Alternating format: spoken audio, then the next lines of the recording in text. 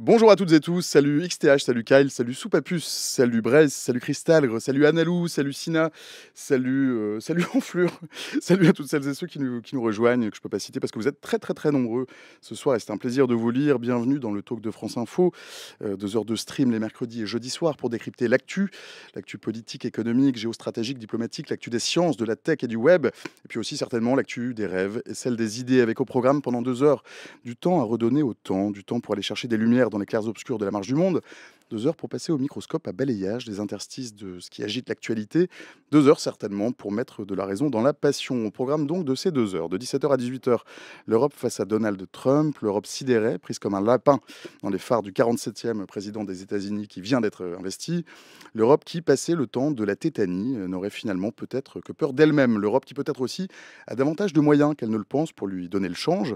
On va parler guerre commerciale, on va parler économie, défense, souveraineté, intelligence artificielle, droit de douane et ingérence électorale. Ceci nous mènera jusqu'à 18h, heure à laquelle nous poserons un stéthoscope sur la poitrine d'une industrie qui tousse et dont les poussées de fièvre inquiètent puisqu'elle représente 13 millions d'emplois et 7% du PIB dans l'Union européenne.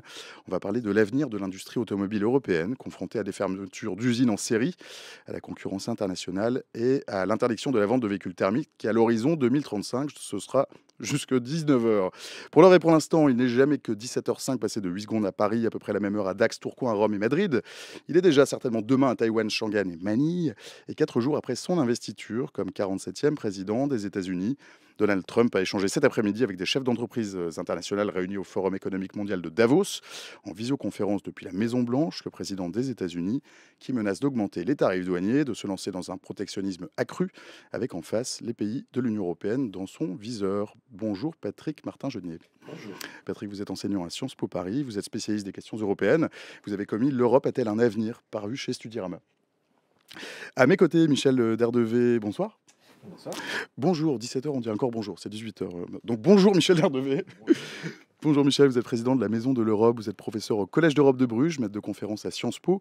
Vous avez notamment, parmi d'autres ouvrages, coécrit Énergie, retrouver une ambition européenne, paru chez Descartes et compagnie. Et en face de moi, Guillaume Clossat, bonsoir. Bonjour Guillaume, vous êtes président d'Europa Nova, vous êtes ancien conseiller intelligence artificielle de la présidence de la Commission européenne. Vous êtes auteur de, et vous me l'avez ramené, auteur de Fierté européenne, manifeste pour une civilisation d'avenir, paru chez Télémac. Et vous êtes co-auteur du rapport du Conclave Europe 2040, co-construire une puissance globale, durable et responsable. Bonjour messieurs, bonsoir messieurs, salut à tous les trois. À Davos, on avait en visioconférence Donald Trump à la tribune la présidente de la Commission européenne, Ursula von der Leyen, qui a appelé au lendemain de l'investiture du président américain à du pragmatisme. Notre priorité sera de nous engager rapidement, de discuter des intérêts communs et d'être prêts à négocier. Nous serons pragmatiques, mais nous nous en tiendrons toujours à nos principes. Protéger nos intérêts et défendre nos valeurs, telle est la voie européenne.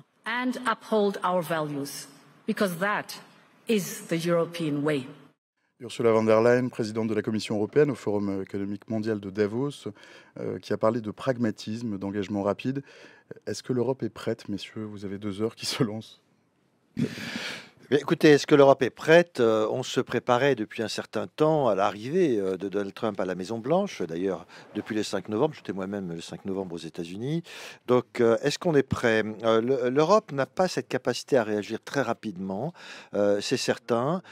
Et donc, vous savez, quand on prend des décisions, même si la Commission européenne est en charge de la politique commerciale, la politique douanière, c'est un sujet éminemment sensible. Il faut donc que les chefs d'État et de gouvernement en décident également, hein. Donc, il y aura forcément des concertations. Et on sait malheureusement que l'Europe est divisée. On a bien vu lors de l'investiture de Donald Trump certains chefs de gouvernement, comme Giorgia Meloni, l'italienne, le hongrois Viktor Orban, se précipiter aux États-Unis. Donc je ne suis pas certain que nous soyons en capacité de répondre de façon unie. Mais Madame Ursula von der Leyen, la présidente de la Commission, est dans son rôle parce que chef de la Commission et donc chef de l'exécutif européen, elle a en charge la politique commerciale. Mais ce sera effectivement assez difficile. On verra après, je laisserai la parole à mes collègues, ce que veut dire une réponse pragmatique. Ça veut dire qu'on n'aura pas forcément la même capacité de riposte. Guillaume Clossat, ça semble vous laisser pantois ou pensif à tout le moins. Non, mais le sujet, c'est répondre à quoi? Parce que la vérité, c'est qu'on ne sait pas très bien à quoi s'attendre. Et secondo, Trump 2, c'est pas Trump 1. Et les Européens sont pris en étau entre deux Amériques. L'Amérique de Trump 2, c'est une sorte d'impérialisme avec un grand retour. D'ailleurs, c'est ce qui se débat aux États-Unis, un retour aux sources de l'Amérique conquérante des années 1820, 1840, et c'est une Amérique qui annexe des territoires, qui se débarrasse de populations, qui est une Amérique assez violente. Et c'est revendiqué, et c'est retour à cet ADN historique de ce qui a fait la conquête américaine et l'expansion. Et donc c'est l'Amérique d'avant-hier, c'est le monde d'avant-hier, ça c'est Trump, mais Trump arrive en binôme, puisqu'il y a Elon Musk. On en parlait beaucoup pendant une heure. Et Elon Musk, oui, c'est important parce que Elon Musk, c'est le monde d'après-demain. Son idée, c'est que la Terre ne sera pas éternellement vivable, qu'il faut sélectionner les meilleurs. D'ailleurs, on se demande s'il n'a pas sélectionné ses femmes pour avoir les enfants qui lui convenaient. Et il est dans une vision assez transhumanisme du monde. Et donc, dans sa vision, il est important de pouvoir tout innover pour pouvoir se préparer à quitter la Terre assez rapidement. Donc, et donc on est pris en étau quelque part entre le monde d'avant-hier et le monde d'après-demain. Et ça, c'est une surprise pour les Européens. Et avec un Trump, en fait, qui a prétesté la manière dont les Européens, dont le monde réagissait. Parce qu'en fait, nous, on se sent directement visés, mais tout le monde est visé dans la stratégie de Trump. Et je pense que la première chose à faire pour comprendre ce qui se passe et pour savoir comment réagir, c'est comprendre la stratégie globale de Trump, qui est assez claire et que je n'ai vu analyser nulle part par aucun Européen. Et la première étape, c'est d'abord, on vassalise ses partenaires. Les premiers partenaires, c'est le Mexique et le Canada. Ensuite, c'est l'Europe. Et après, on s'attaque à ses ennemis. Mais il faut bien comprendre cette logique qui est de nous mettre dans le giron américain de manière extrêmement claire pour tirer parti de nos ressources et de nos moyens. Et ça, c'est quelque chose de complètement nouveau parce qu'on n'a pas du tout l'habitude. Et donc, ça veut dire quoi réagir de manière pragmatique par rapport à un combat qui est d'abord idéologique avant d'être économique. Il faut comprendre que il y a une grande réflexion et beaucoup de réflexions des think tanks américains autour de Trump, et c'est une vision idéologique du monde et d'un monde où le monde mis en œuvre par les États-Unis au lendemain de la Deuxième Guerre mondiale ne sert plus, en tout cas c'est la conviction d'une grande partie des élites américaines et même d'une partie des élites démocrates, l'intérêt américain. Et donc il faut transformer ce monde, et ce nouveau monde, c'est un monde fondé sur les rapports de force, qui oublie les règles et qui permet à l'Amérique en fait d'avoir un certain nombre de victoires. Et ça, c'est un vrai défi pour nous parce qu'on n'est pas du tout dans cet ADN. Et je ne suis pas certain que Mme von der Leyen en soit encore à ce constat. Donc ça mériterait discussion au sein de la Commission, elle n'a pas eu lieu. Au sein du Conseil européen, il n'a pas eu lieu pour que on comprenne bien ce qui se passe. Parce que réagir sans comprendre, c'est à tout coup prendre des coups. Et je pense qu'aujourd'hui, on est dans cette position. Et c'est un vrai sujet, c'est pas une affaire de naïveté, c'est qu'ils ont changé le logiciel de pensée. Michel Derdevey, vous souscrivez? Oui, derrière le terme pragmatique, je crois qu'il faut intégrer le fait que Trump n'est pas un idéologue. Il a une certaine flexibilité au niveau de sa vision du monde. Trump 2 a une forme de colonne vertébrale. Il a sur TikTok, il a pris une position extrêmement américaine claire. Il a changé de bord parce que visiblement un de ses mécènes était un peu impliqué dans la version américaine de TikTok. Donc je pense qu'il a une capacité à adapter sa stratégie. Ce qui est sûr, c'est qu'il y a plusieurs axes dans cette stratégie. D'abord, le principal ennemi, c'est la Chine. C'est pas l'Europe. Son principal ennemi commercial, voire au-delà, c'est la Chine. Deuxièmement, il sert, America First, mais il faut le rappeler, il sert son électorat. C'est-à-dire que ce sera sa cible permanente, quels que soient les sujets, quels que soient les domaines. Et l'Europe dans tout ça, quelle Europe ? C'est-à-dire que si on avait un bloc de 27 pays avec une stratégie unique sur l'automobile, sur l'énergie et tout, on pourrait dire que l'Europe, elle a un problème de dialogue avec les États-Unis. Sauf que les États-Unis, depuis des années, sont déjà pénétrés sur le marché européen, ont déjà, dans tel pays, pris des positions extrêmement stratégiques. On parle des questions de défense. Les Américains ont fait en sorte que le carnet de commandes de F-35 soit très fourni par la Roumanie, par la Pologne, par l'Allemagne. Par exemple, dans l'énergie, sur les petits réacteurs nucléaires, tous les anciens pays de l'Est ont été travaillés au corps par les intérêts américains.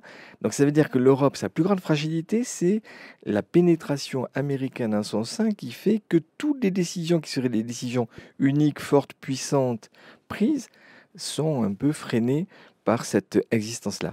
Et donc, le plus grand danger pour l'Europe aujourd'hui, c'est si on avait dans les semaines et mois qui viennent un décalage entre le discours, la parole, la projection, souveraineté, autonomie stratégique et la réalité de ce qu'on fait ou de ce qu'on peut faire.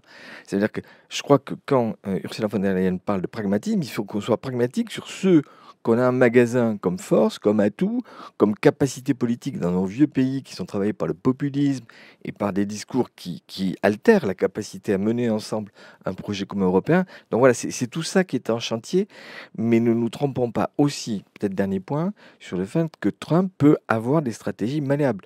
Est-ce qu'il va être sur isolationniste pur et dur? Est-ce qu'il va être sur une vision pragmatique?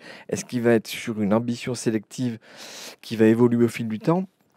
Bien malin, celui ou celle qui pourrait dire qui, dans son cercle, va emporter la partie sur les questions de politique internationale. En tout cas, de ma fenêtre, ça me semble avec beaucoup de zones d'ombre qui mériteront sans doute d'être éclairées. Patrick. Oui, je rejoins ce qui vient d'être dit. Pour moi, Donald Trump, même si c'est pas le même que Trump 1, ce n'est pas un homme d'État, c'est un businessman, un homme d'affaires, c'est tout à son honneur. Mais lorsqu'on est un homme d'État, il faut passer à une étape supérieure. Et un businessman, c'est quelqu'un qui veut négocier. Donc effectivement, il sera pragmatique dans la mesure où il gagne. Il n'aime pas perdre. Je viens de lire aujourd'hui qu'il était d'accord pour aller en Arabie Saoudite s'il décrochait environ 500 milliards de dollars de contrats. Donc si à chaque fois qu'il va quelque part, il exige de décrocher des contrats, eh bien, bon, ça se fait en général. On a bien vu le chancelier allemand partir en Chine, décrocher des contrats, la France en Arabie Saoudite, c'est ce qui se fait effectivement. Mais ce qui va être dangereux, c'est ces menaces d'imposer des taxes, des tarifs, des droits de douane. Il a déjà annoncé, par exemple, le Canada, le Mexique, 25%, la Chine, ce sera 10%, voire plus. Et l'Europe, pour l'instant, c'est en stand-by, mais ce sera certainement des droits de douane également. Donc, évidemment, on ne sait pas encore à quoi on va s'opposer.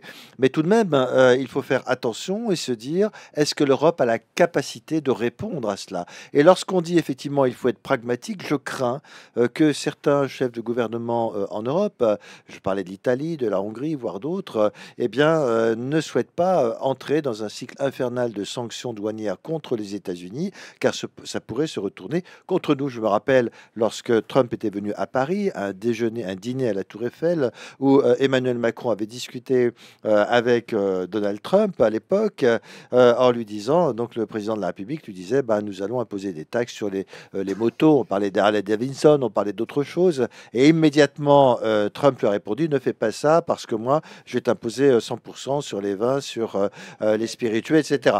Donc du coup, effectivement, si on monte dans cette spirale des taxes, ça va être extrêmement dangereux. Mais l'Europe doit quand même montrer, parce que nous avons une imbrication très importante, le commerce américain, le commerce européen, voilà, doit montrer qu'elle est capable de riposter tout en entretenant ce dialogue, effectivement, pour éviter que nous allions dans une spirale infernale qui pourrait être d'ailleurs violer les règles de l'Organisation mondiale du commerce. Guillaume Clossa.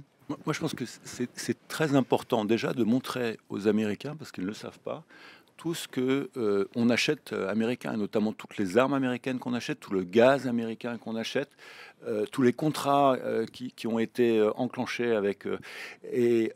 c'est important parce que... Allons-y peut-être, qu'est-ce qu'on achète aux Américains? Qu'est-ce qui nous manquerait terriblement si on ne pouvait plus... on achète des armes, mais le problème, on achète passivement des armes, mais le problème, c'est que la moitié des armes qu'on achète ne sont pas utiles. Et aux États-Unis, il y a un débat sur les industries de défense pour dire, mais le problème, c'est que ces industries de défense, elles ont des chaînes de production et elles produisent des armes qui ne sont pas utiles par rapport aux guerres d'aujourd'hui. Et donc nous, en gros, on stocke dans la moitié de nos... on a des armes qui sont à moitié inutiles, et c'est pareil aux États-Unis. Et donc c'est un gros problème, parce qu'en fait, on a besoin de l'industrie de demain, et l'industrie de demain, aujourd'hui, l'industrie américaine de défense, elle ne sait pas... Donc la défense de demain, elle ne sait pas forcément la produire. Les Ukrainiens savent produire, les Taïwanais savent produire, les Coréens du Sud savent produire, même les Européens savent produire. Donc on n'a pas forcément besoin d'acheter plus américain, on a besoin d'acheter des armes qui nous conviennent. Et donc ça, c'est un premier sujet. Beaucoup de gaz, puisque on s'est désengagé du gaz et du pétrole russe, et en fait, on a acheté du gaz, mais beaucoup plus cher que le prix du marché. À un moment, on payait 10 fois le prix du marché, donc avec une prime en fait qui était forte. Et aujourd'hui, on est dans une dynamique où il y a beaucoup d'investissements qui auraient dû se faire en Europe, qui se font aux États-Unis. Alors, en partie à cause de l'Inflation Reduction Act, mais en vérité, largement en partie à cause du CHIPS Act, qui fait que si vous voulez mettre en œuvre un certain nombre d'usines avec beaucoup d'intelligence, eh ben, il faut produire aux États-Unis. Et après, il y a aussi un phénomène de captation de sociétés européennes qui, si elles veulent se développer, doivent devenir américaines ou installer leur centre de recherche. Par exemple, Mistral, dont on fait une gloire en France, ils sont soumis à une pression très forte pour s'américaniser rapidement. Donc tout ça, il faut le dire. Et ce qui est marrant, c'est que quand vous allez à Washington et que vous parlez au département d'État, au département de la Défense, etc., tout ça est ignoré, c'est pas ignoré. Donc les Européens ont besoin aussi d'avoir des services de communication puissants qu'ils n'ont pas aujourd'hui. C'est très très important. Et il faut que de manière aussi préventive, Trump ait en tête qu'on est capable de réagir. La première fois sur l'acier européen, ce qui s'est passé, c'est que Jean-Claude Juncker est allé le voir et il lui a dit « Tu fais ça, moi je fais ça ». Et donc si on commence à baisser son pantalon, et le problème c'est que le pragmatisme tel que Mme von der Leyen aujourd'hui l'évoque, c'est qu'est-ce qu'on va faire comme concession ? Et c'est pas la bonne méthode. Et non, c'est pas la bonne méthode. Donc c'est très inquiétant. Et tout le monde a peur en fait que. Donc qu'est-ce qu'on va donner ? On est déjà. Donc c'est pas du pragmatisme. Je suis désolé, Michel. Hein. On est déjà dans une logique où on se met à poil pour savoir ce qu'on va lui donner. Mais c'est pas du tout comme ça qu'il faut. Attends, nous on va te rien donner. C'est comme ça qu'il faut commencer parce que c'est transactionnel. Et après, il faut qu'on soit clair sur notre objectif. Et Trump. Je ne sais pas si Trump 1 ou Trump 2 est différent, mais ce qui est certain, c'est que la seule chose qu'ils comprennent, c'est le rapport de force et le rapport de puissance. Et donc, si on ne lui dit pas, nous, on est une vraie puissance et on a un agenda de puissance, ben, on est en position de faiblesse. Et donc, d'abord, en termes tactiques, il faut se mettre en situation de force et il faut savoir ce qu'on veut. Et c'est ça qui manque. C'est-à-dire que nous, on veut une industrie européenne de défense puissante. Cette industrie européenne de puissance, il va y avoir suffisamment d'argent en plus pour qu'elle nourrisse à la fois les Européens et les Américains. Il faut qu'on ait une vision de ce qu'on veut et voir comment on peut tirer parti des Américains pour mettre en œuvre ce qu'on veut. Et ça, cette réflexion, elle n'a pas encore eu lieu. Peut-être que Mme von der Leyen va En tout cas, Antonio Costa, avec lequel j'étais cette semaine, ce week-end, il organise une retraite des chefs d'État et de gouvernement pour discuter de comment on va mettre en œuvre une industrie. Notre retreat. Un conclave. C'est un conclave. Non, le conclave, c'est la réunion qu'on a eue à Bruxelles pendant 4 jours. Une réunion informelle. Avec une quarantaine de dirigeants intellectuels, économiques, de l'industrie de la défense, etc., pour discuter de ces questions. Mais il faut le sens de retraite, c'est qu'on a besoin d'une réflexion.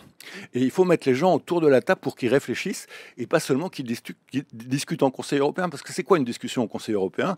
Tout est préparé et puis on discute de certains points à la marge. Non, il faut qu'on discute de la substance. Il faut qu'on discute de ce que veut être, comment on veut exister demain. Et cette discussion de fond, elle n'a pas encore eu lieu. Donc Antonio Costa est là pour l'organiser. Ça commence le 3 février, je crois. Michel. Je reprendrai volontiers les points que Guillaume évoquait. On est dans une contradiction, par exemple, sur les questions de défense. Donald Trump dit « Je vais me retirer, ou en tout cas, Européens, faites ce que vous avez à faire sur les dépenses de dépenses. » Et objectif 5%. Lors de son premier mandat, il parlait de 2% de dépenses de défense pour les États européens nécessaires pour maintenir l'OTAN à flot. Là, il est à 5. La Pologne est à 4,7. On a 2 ou 3 États baltes qui sont à peu près au niveau. Mais ça veut dire que si on a envie de rentrer dans un effort de défense européen, ça va coûter de l'argent. Serons-nous capables de faire comme on l'a fait en 2020, une facilité financière pour financer une Europe de la défense ou pas ? Ça ne vous a pas échappé que les économies européennes se portent moyennement bien, qu'on a des crises financières un peu partout. Et donc, comment on fait ? Quel est le modus operandi que les Européens font ? Et en même temps, si on rentre dans le discours de Trump, donc dépenser plus les Européens, mais si c'est pour alimenter le complexe militaro-industriel américain, et continuer à acheter du matériel de défense utile aux Européens, mais de l'autre côté de l'Atlantique, on aura une contradiction énorme. Donc ça veut dire que je rejoins Guillaume, il ne faut pas se mettre dans ces éléments de langage, mais il faut aussi raisonner de manière autonome. En matière de défense, on a fait il y a 2 ans une boussole stratégique entre Européens, donc on a défini des axes prioritaires de défense, mais on n'a pas réussi sur le plan industriel à mener des actions communes et convergentes.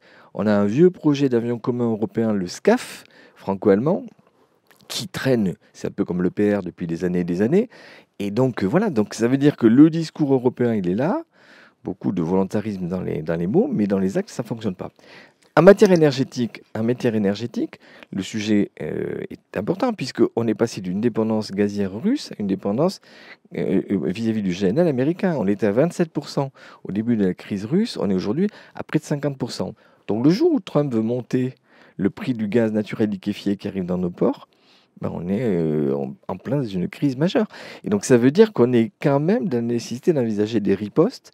Et par rapport à ce que Patrice évoquait tout à l'heure, le grand intérêt qu'il y a, c'est qu'on voit qu'il y a des zones de business qui sont complètement embarquées avec lui. Donc ça veut dire que ces businessmen, si on commence à leur dire, bon, on n'achètera plus de Tesla, voilà. On a des constructeurs automobiles européens et on va demander la priorité. C'est un discours qui peut plaire aux opinions publiques.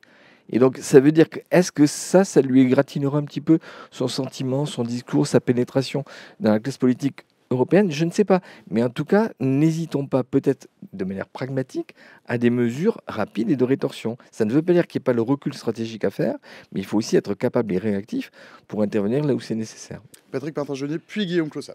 Oui, oui. Alors, par rapport à ce que disait Guillaume tout à l'heure, il dit Trump effectivement vise tout le monde en réalité. Donc, il n'y a pas que l'Europe qui est visée. Par exemple, j'entendais qu'il menaçait. Alors, il menace le Canada, la Chine, le Premier ministre démissionnaire. Canada et Mexique, les deux premières cibles. Le Premier ministre canadien démissionnaire a dit qu'il allait résister, qu'il allait effectivement lui-même riposter. Le Mexique également. Et donc, si on n'arrête pas Donald Trump, effectivement, eh bien, on sera extrêmement faible. Il vise également Taïwan. Pourquoi? Parce que c'est là d'où viennent nos composants électroniques, les composants de téléphones portables, etc. Donc, et il se posait la question, est-ce que nous allons continuer à soutenir Taïwan? Sauf que c'est un chef d'État. Maintenant, ce n'est pas uniquement un businessman. Et donc, Taïwan est sous la menace de la Chine. Donc se posera un jour la question de savoir, est-ce qu'on va laisser menacer Taïwan, est-ce qu'on va l'affaiblir, alors que là quand même il y a des raisons d'État. L'autre, on va dire, point où je suis un peu plus pessimiste, c'est que nous avons 2 grands pays qui sont affaiblis en Europe. À l'heure actuelle, la France pour des raisons politiques, budgétaires, un déficit important qui réduit notre crédibilité à l'international, mais aussi et surtout l'Allemagne, qui est un peu, j'allais dire, la personne faible, le maillon faible de cette Europe aujourd'hui. Pourquoi? Parce que l'Allemagne est en récession. L'Allemagne licencie dans son fleuron l'industrie automobile, Volkswagen. On l'a vu chez le fleuron Bosch également, l'industrie électroménager, électronique, etc. Ford, qui est d'origine américaine, en Allemagne, licencie également. Et bien évidemment que ça, Ursula von der Leyen, qui est allemande, ne l'oublie pas. Et c'est dans son pragmatisme. On sait que l'Allemagne souhaite exporter ses industries automobiles là-bas également aux États-Unis. Donc il y aura du donnant-donnant. On ne sera pas en situation de pouvoir dire non à Trump. Donc ce sera du donnant-donnant, mais il faut que nous montrions notre capacité à réagir. Et c'est cela notre principal défi. Alors Antonio Costa va faire une réunion formelle des chefs d'État au gouvernement. J'aimerais bien savoir ce qu'ils vont dire. Parce que, naturellement, là-dedans, je ne sais pas si M. Orban y participera, Giorgia Meloni. On sait que Giorgia Meloni, elle est très proche d'Elon Musk, dont vous parliez, dont Guillaume parlait tout à l'heure. Et donc, très proche avec un Elon Musk qui a dit qu'il allait investir dans certains pays, dont l'Italie. Donc ça, c'est effectivement, ces investissements de ce milliardaire américain qui se permet de s'insérer dans la campagne électorale en Allemagne de façon assez scandaleuse, eh bien, tout ça va peser effectivement dans la capacité de l'Union européenne à faire face. Je pense que le sujet de la défense, c'est un sujet particulièrement important. Parce que, en théorie, on est protégé par l'OTAN.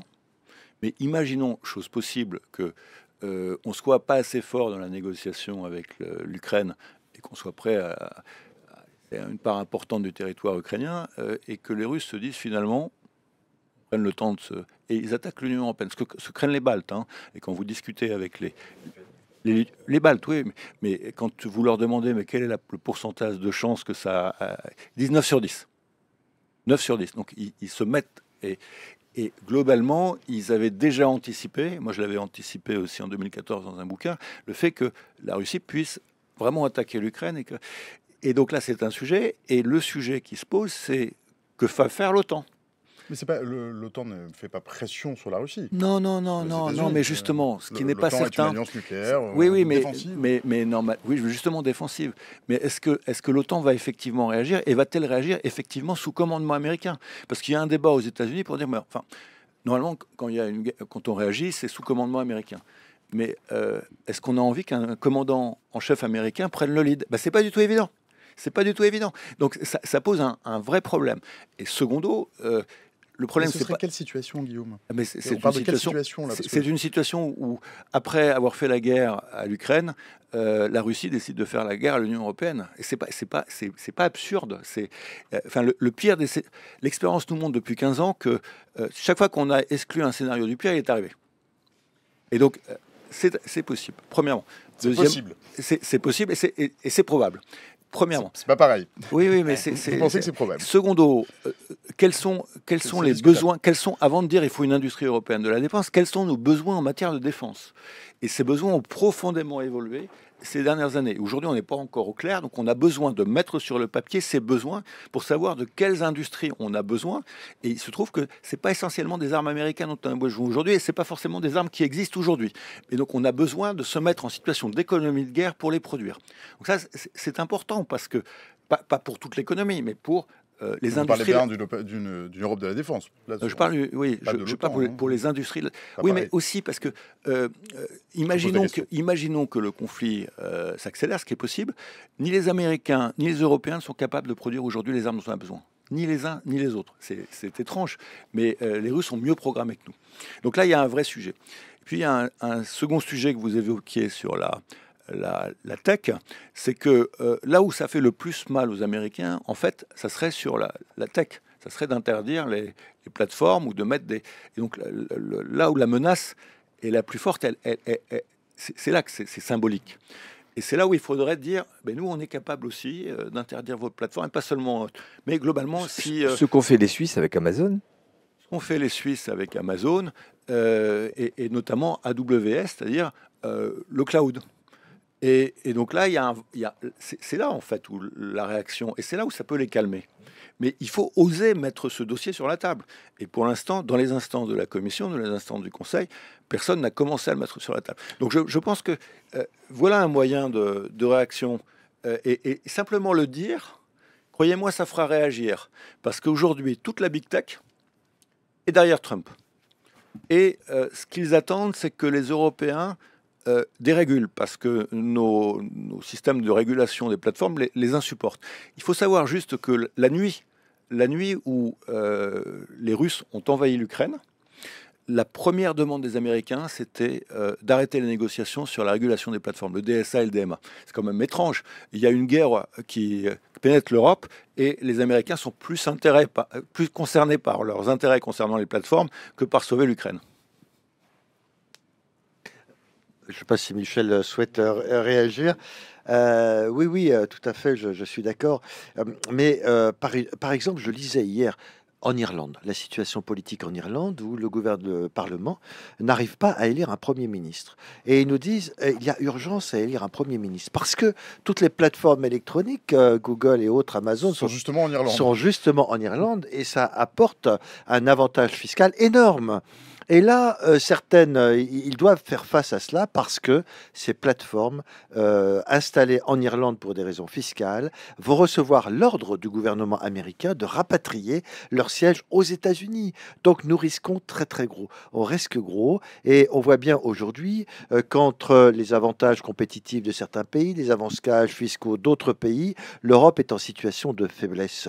Et c'est ça. Et ce qui ne veut pas dire que nous ne serons pas en capacité de réagir, mais il faut faut effectivement être en situation de montrer qu'on peut riposter, pas forcément de répondre œil, dent pour dent, mais être en situation de dire nous avons aussi des atouts, nous avons des produits, nous pouvons importer des produits américains, mais si vous nous imposez des taxes, si effectivement il y a des pressions telles que celles que fait Elon Musk en ce moment en Europe, ce n'est pas un hasard hein, s'il s'investit auprès de certains politiques, partis politiques en particulier, eh bien certes nous pourrons être écrasés. C'est ça aujourd'hui la difficulté. Il faut utiliser nos compétences et il est vrai, ils souhaiteraient, les grands géants de la tech, que nous dérégulions. Mais on ne va pas sacrifier nos valeurs sur l'autel de bénéfices commerciaux. Nous avons des valeurs, on défend des valeurs, nous sommes contre les discours de haine, on est contre les discours racistes, contre les discours qui visent à stigmatiser certaines catégories de population. Et par conséquent, nous devons rester fermes sur nos valeurs, et ce qui ne doit pas effectivement conduire à sacrifier sur l'autel du commerce ce type de valeurs. Et c'est ce que les Américains ne comprennent pas. Mais est-ce que l'Europe en a les moyens, donc Michel, peut-être? Alors, on parlera peut-être des moyens, mais ça repose quand même la question du format de l'Europe. C'est-à-dire qu'on voit bien qu'une Europe à 27, avec à l'intérieur des chevaux de Troie, il n'y a pas qu'un cheval de Troie américain dans l'Europe, il y en a plusieurs. Tu évoquais le fait que Mme Meloni était à Washington, M. Orban. On voit bien que les intérêts américains, ils sont multiprésents, au plan politique comme au plan économique.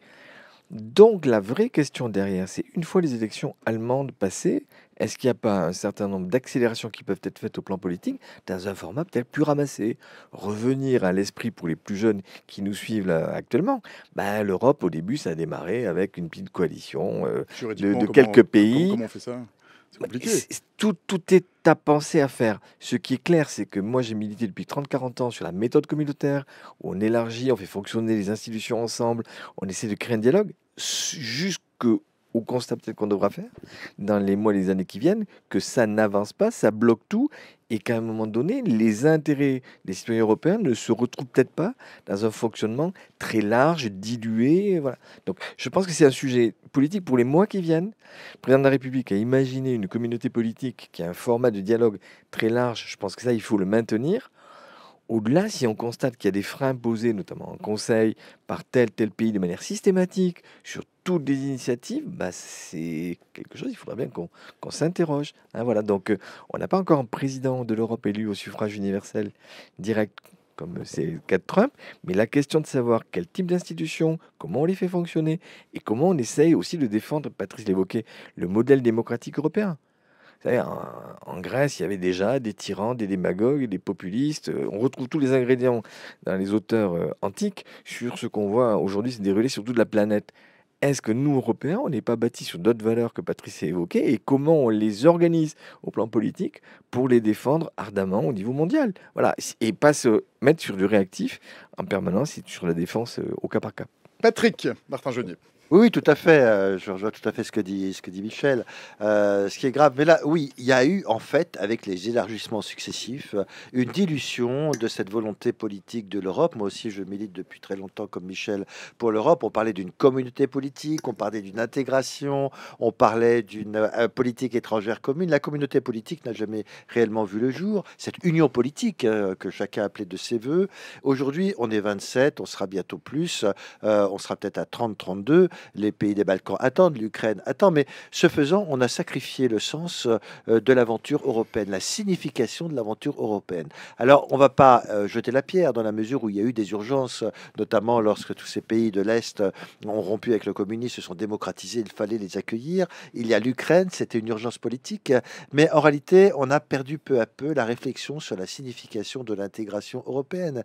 Et aujourd'hui, ce qui me désole un peu, c'est qu'en fait, l'Europe est devenue une sorte de tiroir-caisse. Il faut dire ce qui est. On va tirer de l'argent pour la politique agricole commune, on va tirer de l'argent pour telle ou telle politique, et en fin de compte, on n'a pas cette volonté d'être véritablement unis sur le plan politique.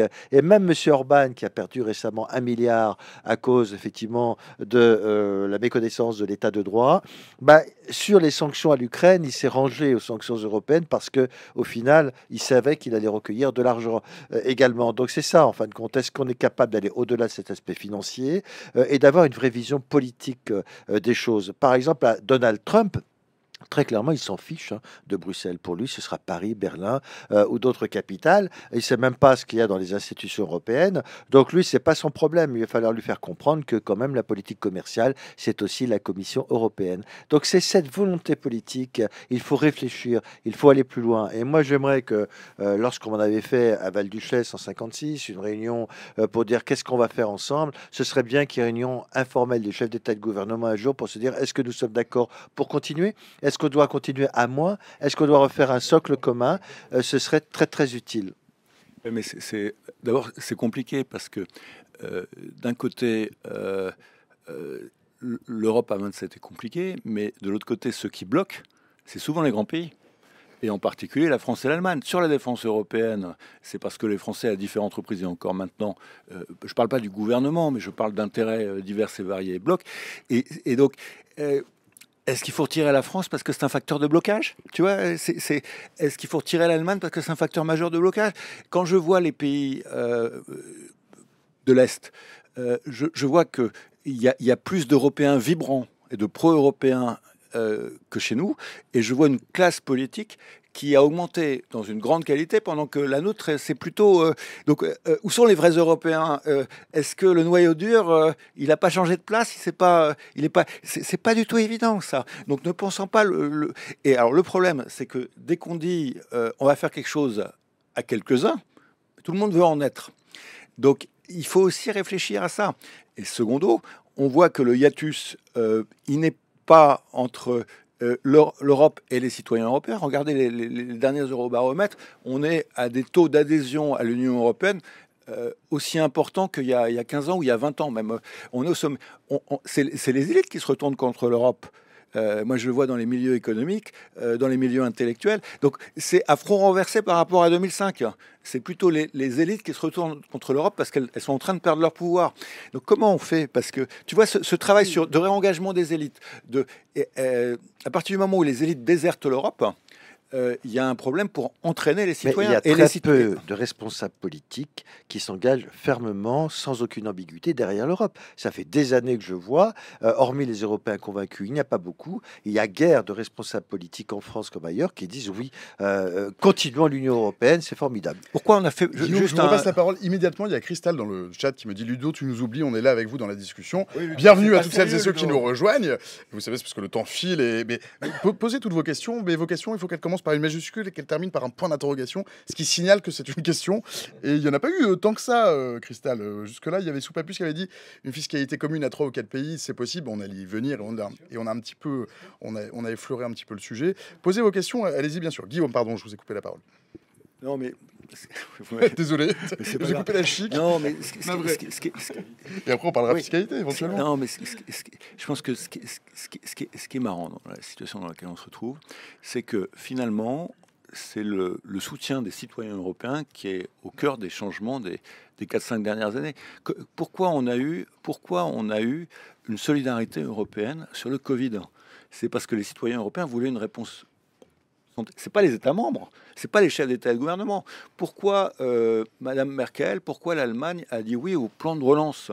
C'est parce que 48% des citoyens allemands étaient pour le plan de relance. Et parce que il y a eu ce débat qui a submergé la coalition.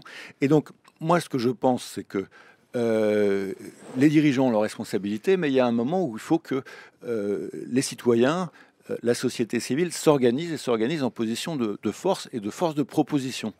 Et c'est compliqué parce qu'en fait, on doit passer d'un modèle à un autre et qui est le modèle de la transformation de l'Union européenne en une puissance démocratique plurinationale. Et il y a tous les outils technologiques aujourd'hui pour y aller. Ils n'existaient pas il y a 50 ans, il y a 80 ans, mais aujourd'hui, ils existent.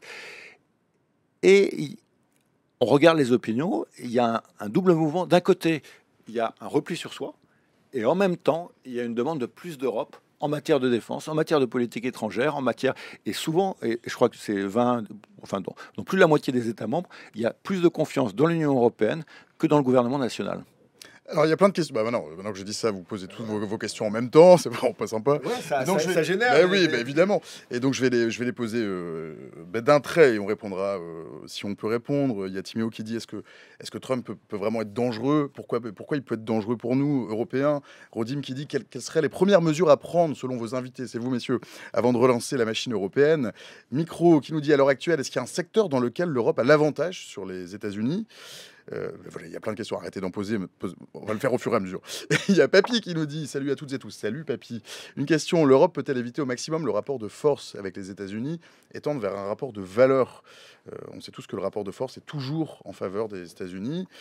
Fanfoy Nilois, salut Fanfoy Nilois, qui dit la crise du Covid n'a-t-elle pas démontré l'inexistence de l'UE comme entité politique et démocratique, laquelle ne se résume principalement qu'à un marché commun? Bon, une foulée de questions.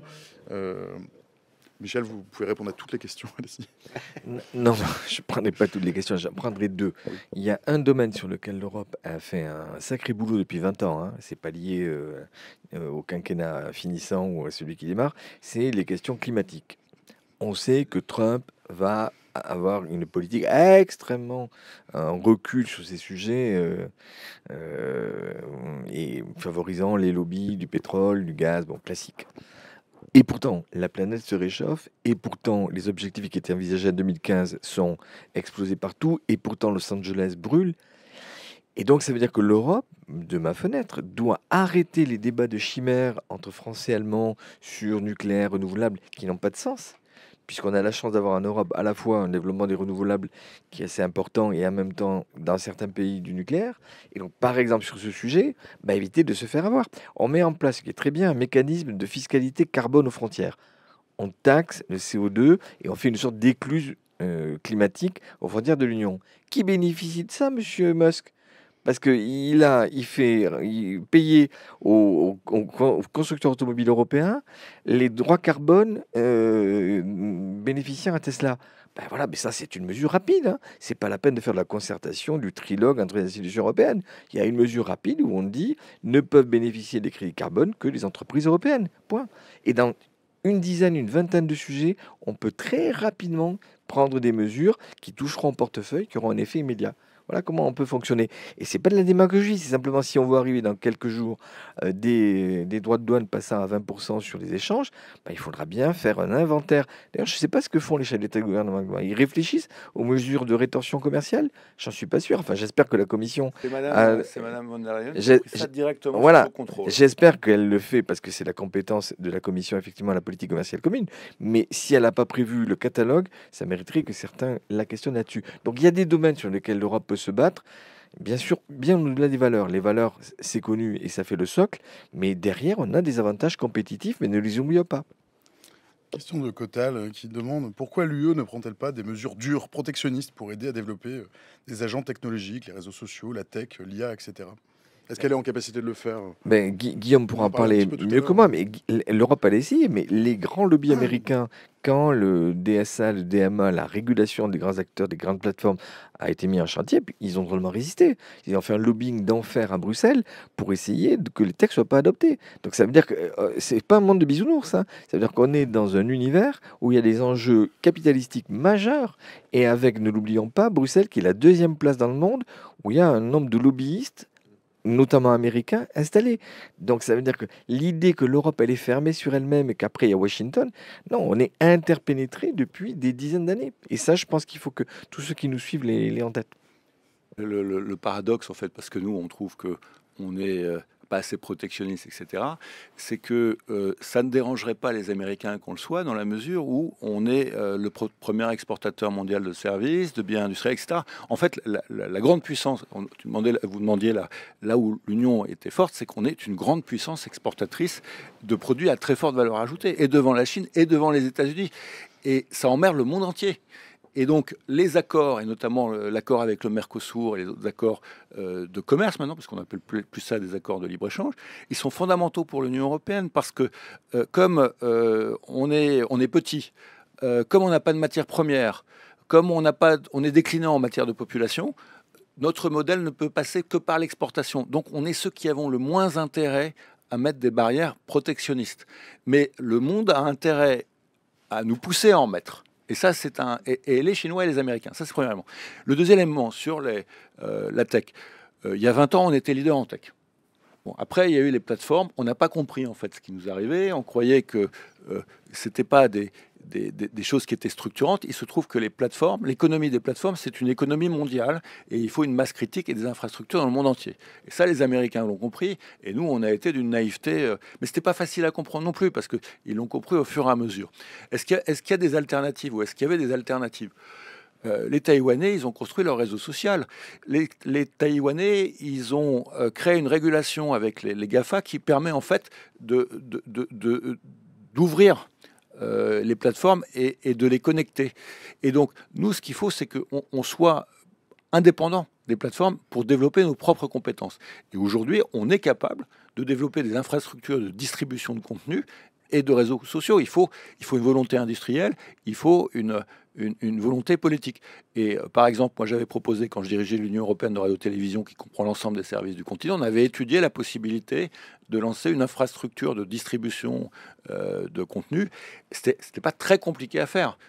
Mais les services publics, le problème c'est qu'ils ont des chartes qui sont nationales et on a besoin en fait d'un espace qui soit un espace transnational. Et on a besoin d'un vrai marché européen de l'information, de la culture, du numérique, qui n'existe pas aujourd'hui, parce que chacun s'est replié sur lui-même. Dès qu'on fait une régulation européenne, chacun prend des sous-régulations de mise en œuvre qui renotionnalisent les sujets. Donc le sujet, il est là, c'est un vrai marché intérieur européen, mais d'abord pour le numérique, d'abord pour la culture, d'abord pour l'information. Dans ce que dit Guillaume, il y a, comme toujours, avec Guillaume, beaucoup de vrai. Dans un mot que tous ceux qui nous suivent doivent savoir, c'est ce qu'on appelle les compétences partagées. C'est-à-dire, ce serait vachement simple si on savait ce qui relève des États et ce qui relève de l'Europe. Mais les traités, ils ont été d'une subtilité qui fait que sur beaucoup de sujets, on ne sait pas où on habite. L'énergie, article 194, il y a un paragraphe 1 qui parle en disant les interconnexions, la solidarité entre les États, c'est compétences communautaires. Et puis, il y a un paragraphe 2 qui dit ah oui, mais chaque pays choisit sa politique énergétique dans son coin. Et donc, ça ne peut pas marcher comme ça. Ça veut dire qu'il y a besoin d'une clarification politique sur ce qu'on fait ensemble. Quand l'Europe s'est créée autour du charbon et de l'acier, on savait que c'était le charbon et l'acier. On n'allait pas mettre d'autres sujets sur la table.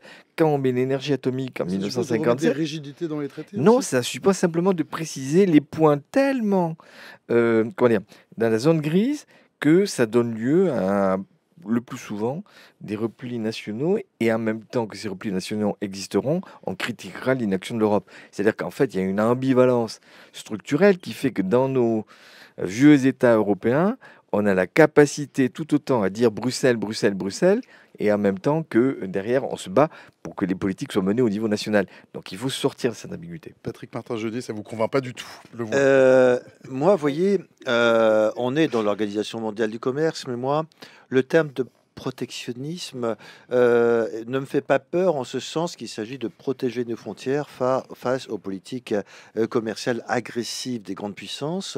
Alors là, je ne parle pas des États-Unis, mais je parle de la Chine, qui constitue une menace véritablement existentielle pour l'Europe. Nous abandonnons notre souveraineté industrielle très souvent sans le savoir, sans s'en apercevoir, avec des investissements colossaux de la Chine dans les infrastructures européennes, la route de la soie. Et ça, Madame Ursula von der Leyen a eu raison parce qu'elle est aussi capable de faire preuve de fermeté. Elle avait lancé une enquête sur, vous savez, les batteries automobiles chinoises automatiques, les batteries électriques des industries automobiles chinoises. Elle a augmenté les taxes, on a augmenté à 10%. Donc, et lorsqu'on voit par exemple que les fameux médicaments, les Doliprane, on voit qu'ils sont sur le point, l'ont-ils été déjà, je ne sais pas, rachetés par les Américains, nous perdons peu à peu notre souveraineté industrielle. Et ça, c'est très grave. Lorsque, pendant la crise du Covid, on s'est aperçu que la majeure partie de nos médicaments étaient fabriqués en Chine, l'électroménager en Chine, les composants électroniques à Taïwan, eh bien, on se dit que là, l'Europe doit faire face, et le président de la République avait raison sur ce point, à un vrai problème. Nous devons recouvrer notre souveraineté industrielle. C'est un véritable défi pour l'Europe. Et si, à cet égard, nous devons rétablir des protections de nos frontières, c'est très important. On parlait de la réglementation. Moi, je connais bien les campagnes, je connais bien département de l'Ain, de l'Ardèche. Les agriculteurs, souvent, n'en peuvent plus. Ceux qui vendent leur fromage, leurs produits sur les marchés, dans les vallées, n'en peuvent plus parce qu'il y a trop de réglementation. On ne peut plus vendre librement. Donc, je crois qu'il y a une réflexion à faire aussi sur cette capacité de libérer le commerce chez nous, tout en étant capable de protéger nos frontières à l'extérieur. C'est un véritable défi. Et je crois que là, sans enfreindre pour autant les règles de l'Organisation mondiale du commerce, eh bien, l'Europe doit effectivement défendre encore plus, ne pas être naïf, défendre encore plus ses frontières, même si cela doit se faire vis-à-vis des États-Unis. Il y a deux choses. Il y a le fait qu'on ait intérêt, et j'aimerais parler de santé parce que c'est une question importante qui a été posée, le fait que il ne faut pas qu'on soit naïf, qu'on demande la réciprocité, mais il faut aussi qu'on ait une vision industrielle qui soit claire. Je ne parle pas seulement de politique industrielle. On a trop perdu la réflexion industrielle. Les vrais fonceurs de l'industrie de demain, ils sont aux États-Unis, malheureusement, ils sont pas en Europe. Et donc là, il y a un problème. Et la renaissance industrielle des États-Unis, elle date d'Obama, qui a réfléchi à comment transformer, comment assurer la transformation des industries traditionnelles en leur donnant la possibilité d'intégrer les derniers développements technologiques. Et nous, on l'a pas fait. Et donc, ça, c'est un vrai sujet. Et c'est pas seulement des politiques industrielles, c'est comment on fait pour moderniser en permanence nos industries pour qu'elles restent pertinentes. Les Européens ont complètement... et secondo, on n'investit pas assez dans la recherche. On n'investit pas notamment dans la recherche privée parce que on n'a pas non plus une armée européenne. L'armée américaine, bon, il y a la DARPA, cette agence de disruption, c'est 3,5 milliards, mais il y a un budget d'investissement de 150 milliards. Et c'est un commanditaire majeur. Et en Chine, c'est la même chose, et en Russie, c'est la même chose. Et l'absence d'une vraie armée européenne, ça pose un problème industriel. Maintenant, sur la santé, sur le Covid, ce qu'il faut dire quand même, c'est que l'ARN messager, il a été développé à partir de fonds européens, et notamment du Conseil européen de la recherche. Et donc, sans ces fonds européens, il n'y avait pas d'ARN messager. Et deuxièmement, les Européens ont réussi à avoir une réponse qui était une réponse harmonisée, qui a fait que les Américains, finalement, ont suivi. Mais on est plutôt dans cette dynamique-là, et on a réussi quand même à sauver 450 millions de citoyens, et les Britanniques étaient très contents de pouvoir bénéficier de nos vaccins. Et c'est des accords, en effet, euro-américains, enfin des boîtes européennes et américaines qui ont permis de produire ces vaccins. Mais quand on est face à une crise comme ça, on a besoin, pour avoir les meilleurs traitements, de bénéficier de la meilleure recherche médicale et d'avancer. Parce que le sujet, c'est plus est-ce que c'est les intérêts américains ou est-ce que c'est les intérêts européens ou chinois. Le sujet, c'est la vie. Et les Européens ont été les mieux armés et les plus intelligents pour préserver un maximum de vie. Et je pense que c'est un grand succès. Patrick Martin-Genier, puis Michel Derdevet, s'il vous plaît. Oui, je voulais dire que l'Europe, elle est capable de faire preuve d'une grande inventivité, réactivité. Par exemple, sur le Covid, quelle était la base juridique dans les traités? Il n'y avait pas beaucoup. Michel parlait tout à l'heure des compétences partagées. Et en allant chercher dans le traité, je m'étais aperçu qu'il n'y avait qu'un seul petit article qui parlait de santé. Et pour autant, la Commission européenne s'est engouffrée dans cette brèche en disant, eh bien, on peut tirer nos compétences par le haut parce que nos populations sont en danger. L'Europe a protégé. Et à partir de là, elle a lancé des appels d'offres pour des vaccins, pour du matériel de protection, pour des masques, etc. Et donc, ça a été une vraie action de l'Europe. Très rapidement. Très rapidement, qui a montré que l'Europe était capable, lorsque nous étions en danger, de faire preuve d'une grande réactivité. Moi, je suis confiant dans la capacité des Européens de refonder une Europe qui sera une Europe plus puissante, plus protectrice des populations. Michel Derdevet. Comme on touche aux limites, aux extrêmes limites de cette première partie du talk, j'aimerais quand même terminer sur un petit mot positif. Une fois qu'on aura montré les lignes rouges, c'est un terme très à la mode dans le débat politique français, mais vis-à-vis de Trump, il faudra quand même lui montrer les lignes rouges. Il faudra qu'on réfléchisse aussi à quel type de partenariat équilibré, construit, imaginatif, créatif on peut faire entre l'Europe et les États-Unis. On ne peut pas envisager que pendant 4 ans, on reste dans une guerre commerciale ou un statut. Voilà, donc ce serait dévastateur pour le continent européen. Et donc ça veut dire que là aussi, c'est un travail que les politiques doivent savoir engager au niveau européen. Autour de quel sujet on peut construire un dialogue intelligent avec nos amis américains. il y a, voilà, on est alliés, on n'est pas alignés, mais on doit savoir travailler ensemble. Et ça, j'aimerais terminer sur ce message un petit peu optimiste. C'est un message chouettement optimiste, Patrick. Oui, je suis d'accord avec ce que dit Michel. Enfin, c'est un débat très riche avec Guillaume, Michel.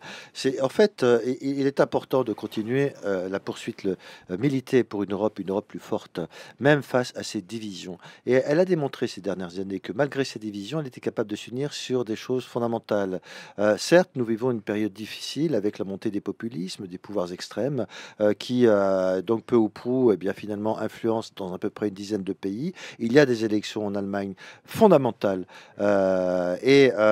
J'espère que les prochains chefs d'État et de gouvernement, on a fêté hier à l'Élysée donc l'anniversaire, 62e anniversaire du traité franco-allemand d'amitié et de coopération. C'est très important. Il faut continuer. Et vis-à-vis des États-Unis, je suis d'accord avec Michel, il ne faudra pas attendre 4 ans avant de réagir.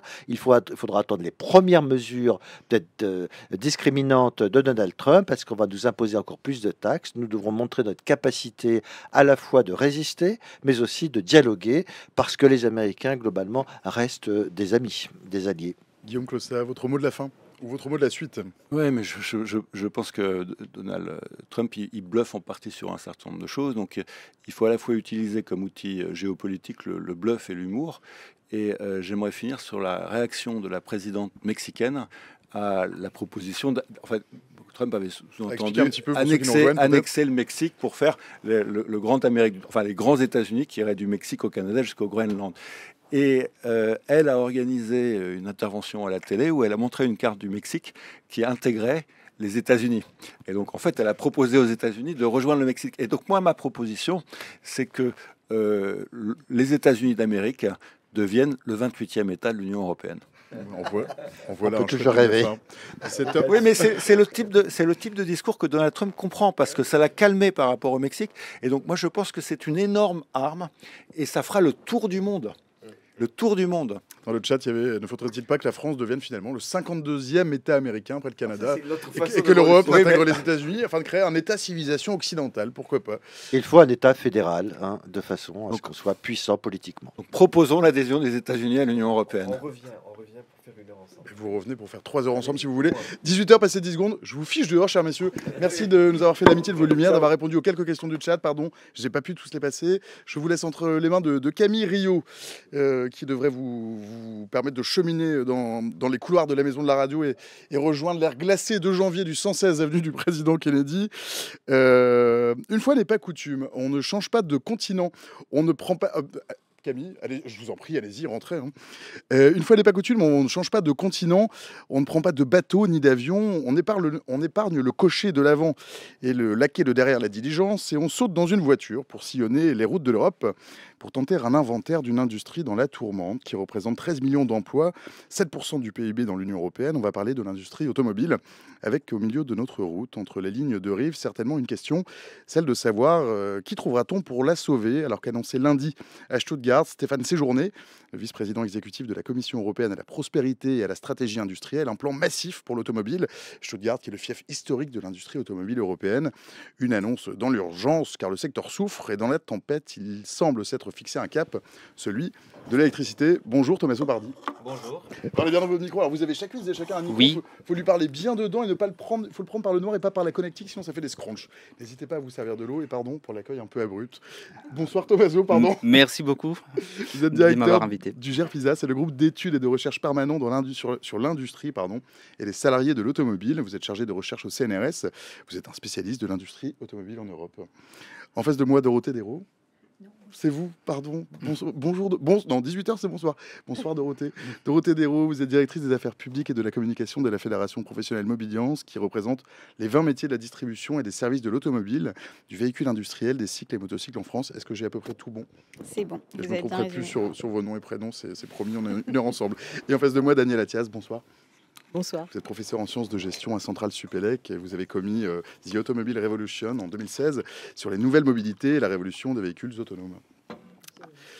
Chers amis, bienvenue dans Talk de France Info. On a 1 heure ensemble pour parler un petit peu de la crise automobile, de la crise de l'industrie automobile. Vous allez peut-être me dire d'ailleurs qu'il n'y a peut-être pas de crise. Quoi qu'il en soit, moi ce que je constate, c'est que l'année 2024, c'est un mauvais cru pour le marché automobile français, avec une baisse des ventes de voitures neuves de 3,2% par rapport à l'année précédente, soit de seulement un peu plus d'1 718 000 au total. C'est un niveau très largement inférieur à ce qu'il était avant la crise Covid, quand il dépassait les 2 millions. Chers amis, est-ce que l'industrie automobile est en crise? Vous avez 1 heure. Qui se lance? Daniel. Bah, écoutez, on en discutait avec Tommaso juste avant de venir vous voir là. C'est une crise un peu spéciale, un peu bizarre, on va dire. C'est-à-dire qu'en même temps, bon, on attendait une progression très forte de la vente des véhicules électriques. Il y a eu une espèce de reflux, moins de demandes l'année dernière, c'est clair, moins d'immatriculation. Je pense qu'il y a un contexte qui n'était pas du tout favorable. C'est pas lié tellement à l'offre, qui est toujours de qualité et plutôt assez diversifiée aujourd'hui. Donc on a une offre plutôt globale qui est intéressante, qui est nationale et internationale. Moi, je pense qu'il y a beaucoup d'incertitudes autour de nous. Les incertitudes politiques, les incertitudes fiscales, le fait que les subventions aient quand même diminué. Il y a aussi d'autres points. Moi, je m'avance et je dis quand même que la montée des populismes crée quand même du scepticisme. Qu'on le veuille ou non aujourd'hui, on a l'impression que les gens ont fait beaucoup d'efforts pour mettre en œuvre une conscience écologique à travers les gestes du quotidien, l'achat d'un véhicule électrique, etc. Aujourd'hui, il y a une espèce de temps de pause où tout le monde se pose des questions sur effectivement notre devenir, est-ce que ça a encore du sens, etc. Dorothée, vous souscrivez? Alors oui, je souscris, c'est vrai. En fait, nous, on pense que c'était quand même assez prévisible. Parce qu'il y a ce que les politiques publiques ont essayé de pousser et il y a la confrontation à la réalité du client. Et 2024, c'est un peu ça. C'est-à-dire que nous, on a les ventes chez Mobiance, on a tous les distributeurs automobiles. Et eux, ce qu'ils voient, c'est que le client n'est pas tout à fait au rendez-vous. Et c'est pas une question de scepticisme, en fait. C'est vraiment la réalité du commerce Je me automobile. permets de vous couper dans le chat. Il y a déjà beaucoup de questions mais qui tiennent au prix des véhicules. Il y a Volca qui dit les gens ont compris que ça coûtait une douille. Kyle qui dit en même temps, quand les gens n'ont pas de sous, c'est dur d'acheter des voitures. Et Bandini, par exemple, qui dit le prix des voitures électriques fait mal. On va parler de tout ça pendant 1 heure, mais c'est pour vous dire l'état un petit peu de ce qu'on dit dans le chat. Le prix des véhicules électriques fait quand même sacré mal au portefeuille. Alors, c'est vrai qu'aujourd'hui, ça a quand même beaucoup évolué là ces 2 dernières années. C'est-à-dire que il y a une question de pouvoir d'achat qui est centrale. Nous, on le voit, puisque à parité, quand même, pour un même véhicule, vous avez à peu près 30-40% de différence quand même entre le prix d'un véhicule thermique et le prix d'un véhicule électrique. Or, ça fait quand même mal au portefeuille. Voilà, sur le véhicule neuf, je parle. Mais effectivement, ça entraîne aussi mécaniquement une baisse des immatriculations parce que les clients ne savent pas quoi acheter aujourd'hui. On leur dit, il faut acheter de l'électrique. Et parfois, ils ne sont pas exactement convaincus encore sur l'usage du véhicule quand on est un gros rouleur, qu'on utilise beaucoup son véhicule, etc. C'est pas encore la mutation dans les têtes, elle n'est pas encore complètement faite. Donc, c'est clairement ça qui se passe aujourd'hui. C'est le client, il arrive, il ne sait pas quoi acheter. Il n'a pas forcément le pouvoir d'achat pour le faire. Et en plus, les incentives de subventions publiques qu'on avait jusqu'à encore il y a 1 ou 2 ans sont plus au rendez-vous, puisque là, les aides, elles ont été divisées par 2 le 1er décembre. Il y a eu un nouveau décret qui est paru. Et donc, forcément, ce petit déclic de l'achat en disant je vais quand même avoir 5-6 000 euros pour acheter un véhicule électrique, il n'est plus là. Alors, moi, j'ai envie de dire qu'on a les effets d'une crise sans en avoir les causes habituelles. Parce que normalement, pour les secteurs automobiles, on parle des crises quand les constructeurs sont dans les rouges, quand ils font plus de profit, quand les équipementiers aussi souffrent. Souvent, c'est quand on a des récessions économiques, puisque la production automobile est très sensible à la croissance, au PIB. Or, on n'a rien de tout ça actuellement. Les constructeurs ont même des profits assez exceptionnels jusqu'à l'année dernière. Cette année, c'est un peu moins bien. Mais en termes de profitabilité, on est au même niveau d'avant la crise du Covid. Même Volkswagen, qui est dans la tourmente, avec plusieurs fermetures d'usines annoncées, affiche 18 milliards d'euros de profits en 2024, 6% des marges opérationnelles. Et pourtant, alors même que cette crise donc n'est pas là, même les niveaux de vente, bien entendu, n'ont pas progressé en 2024. On s'attendait qu'on rattrape les niveaux d'avant-crise, ce que vous avez évoqué au départ. Et finalement, on est au même niveau que 2023, mais ils n'ont pas baissé au niveau européen énormément. On est à peu près au même niveau. Et pourtant, on a tout les conséquences des crises. Annonce des fermetures d'usines, restructuration. Et la question fondamentale qui se pose est justement de savoir si les niveaux des ventes et des productions de 2024, qui est 20% plus bas que 2019, avant la crise de Covid, c'est les nouveaux niveaux normaux en raison de ce qu'on évoque, les prix très élevés de l'électrique, la difficulté de faire cette transition. Il faut rappeler que d'ici 10 ans, il faudrait aller vers 5% des véhicules électriques vendus en neuf, hein, ce n'est pas pour l'ensemble du marché, en tout cas véhicules zéro émission. Et donc il y a cette incertitude. Et là, on voit que les constructeurs ont plutôt changé des perspectives. En 2023, étaient encore optimistes et se disaient on va rattraper les niveaux de 2019. Donc ils n'avaient pas annoncé les restructurations. Et là, on a basculé très vite dans un pessimisme ambiant qui dit bon, on ne va pas rattraper ces volumes. Et pour moi, l'enjeu qui doit être sur la table des négociations qui s'ouvrent maintenant à Bruxelles, c'est justement de savoir qu'est-ce qu'on va mettre en place pour rattraper ces niveaux. Est-ce qu'on va vraiment accepter comme une fatalité que c'est ça le nouveau niveau normal, donc les restructurations, on a une usine sur 6 de trop, donc il faut effectivement licencier, réduire les capacités, etc. Ou est-ce qu'on a des moyens de retrouver les niveaux de 2019 dont on aurait aussi besoin pour démocratiser l'accès aux véhicules électriques. Parce que moi, je ne suis pas complètement d'accord sur l'offre du véhicule électrique. On a un prix moyen, selon Giatto, qui est un fournisseur d'informations économiques, qui est de l'ordre des 65 000 euros des prix moyens en 2024. C'est très élevé. Pour un véhicule, et ça c'est les données de l'Agence environnementale européenne, des 2 tonnes, hein, les véhicules moyens électriques vendus en Europe en 2024 est de l'ordre des 2 tonnes. On peut faire beaucoup mieux, c'est-à-dire on peut avoir des véhicules électriques beaucoup plus légers, mieux adaptés aux consommateurs moyens, et d'un coup on descendrait des prix de manière extrêmement importante. Donc il y a toute une question autour de quels véhicules électriques on veut promouvoir en Europe, des réglementations qu'il faut mettre en place pour les soutenir, de la fiscalité qui va avec, de l'engagement des constructeurs par rapport à cette mission-là, et de la volonté de la Commission européenne de mettre en place une véritable politique industrielle, un vrai Green Deal du véhicule électrique. Toutes ces questions, à mon sens, doivent être sur la table avec la question des volumes qui doivent être au centre des enjeux. Écoute, c'est une bonne idée, l'idée d'un véhicule léger, écologique, électrique. Mais alors, moi, je te pose la question, finalement, quand les véhicules chinois vont arriver, ils sont déjà arrivés d'ailleurs, mais quand ils vont arriver de manière plus massive, quand tu parles du véhicule léger, électrique, bon, finalement écologique, ce qui pouvait être le véhicule populaire autrefois, hein, mais qui deviendrait électrique, tu penses à quoi? Est-ce que tu penses que nos constructeurs français sont prêts à... Voilà, ils sont déjà prêts pour réaliser ce type de véhicule? C'est ça la question. Enfin, moi, je la pose en tout cas. Ils sont prêts, c'est est-ce qu'ils ont envie de le faire ou ils peuvent le faire techniquement. Ça, c'est pas un souci. Après, c'est la question du coût. On divise la masse salariale, certainement. C'est la question du coût, du prix de vente. Ça, oui, parce qu'on sait quand même, et ça, c'est quelque chose qu'on répète souvent en France, c'est que les citoyens français, d'une manière générale, les consommateurs, achètent de l'occasion. On sait que c'est le marché qui est le premier marché pour le véhicule. On achète un véhicule d'occasion. On dit souvent, nous on a un ami, Bernard Julien, qui nous disait souvent, bon finalement celui qui achète un véhicule neuf, c'est celui qui est à la retraite. Les retraités, ils achètent des véhicules neufs, c'est le dernier véhicule, donc ils se disent, bon voilà. Mais la plupart du temps, on n'achète que de l'occasion. Alors aujourd'hui, acheter des véhicules électriques d'occasion, c'est compliqué. Le marché est quand même assez étroit, l'offre n'est pas extraordinaire, et surtout ces véhicules sont encore particulièrement chers. Ils ne sont pas aussi accessibles qu'évidemment des véhicules thermiques d'occasion. Dorothée, je vous vois casser. Non, mais clairement, aujourd'hui, il y a une question de pouvoir d'achat et de prix du véhicule. Hein. Franchement, c'est le nœud du problème. Au-delà de l'usage pur, et c'est vrai que l'offre est encore un peu immature aujourd'hui. Enfin, je rejoins, on est loin d'être dans un monde parfait. Et puis surtout, on a un retard absolument gigantesque par rapport à l'Asie, enfin à la Chine, qui a quand même tous les actifs stratégiques, qui a au moins 10-15 ans d'avance sur nous. Et c'est pas parce que la Commission européenne plaque des objectifs que forcément, derrière, tout va suivre instantanément. Et ça, je pense qu'il y a eu un peu, nous on trouve, de naïveté sur l'élaboration des politiques publiques en début de phase, une instabilité réglementaire absolument dingue, hein, parce que la fiscalité automobile, elle a changé quand même à peu près 20 fois depuis 2019. Enfin, moi, je sais, j'y passe mes journées.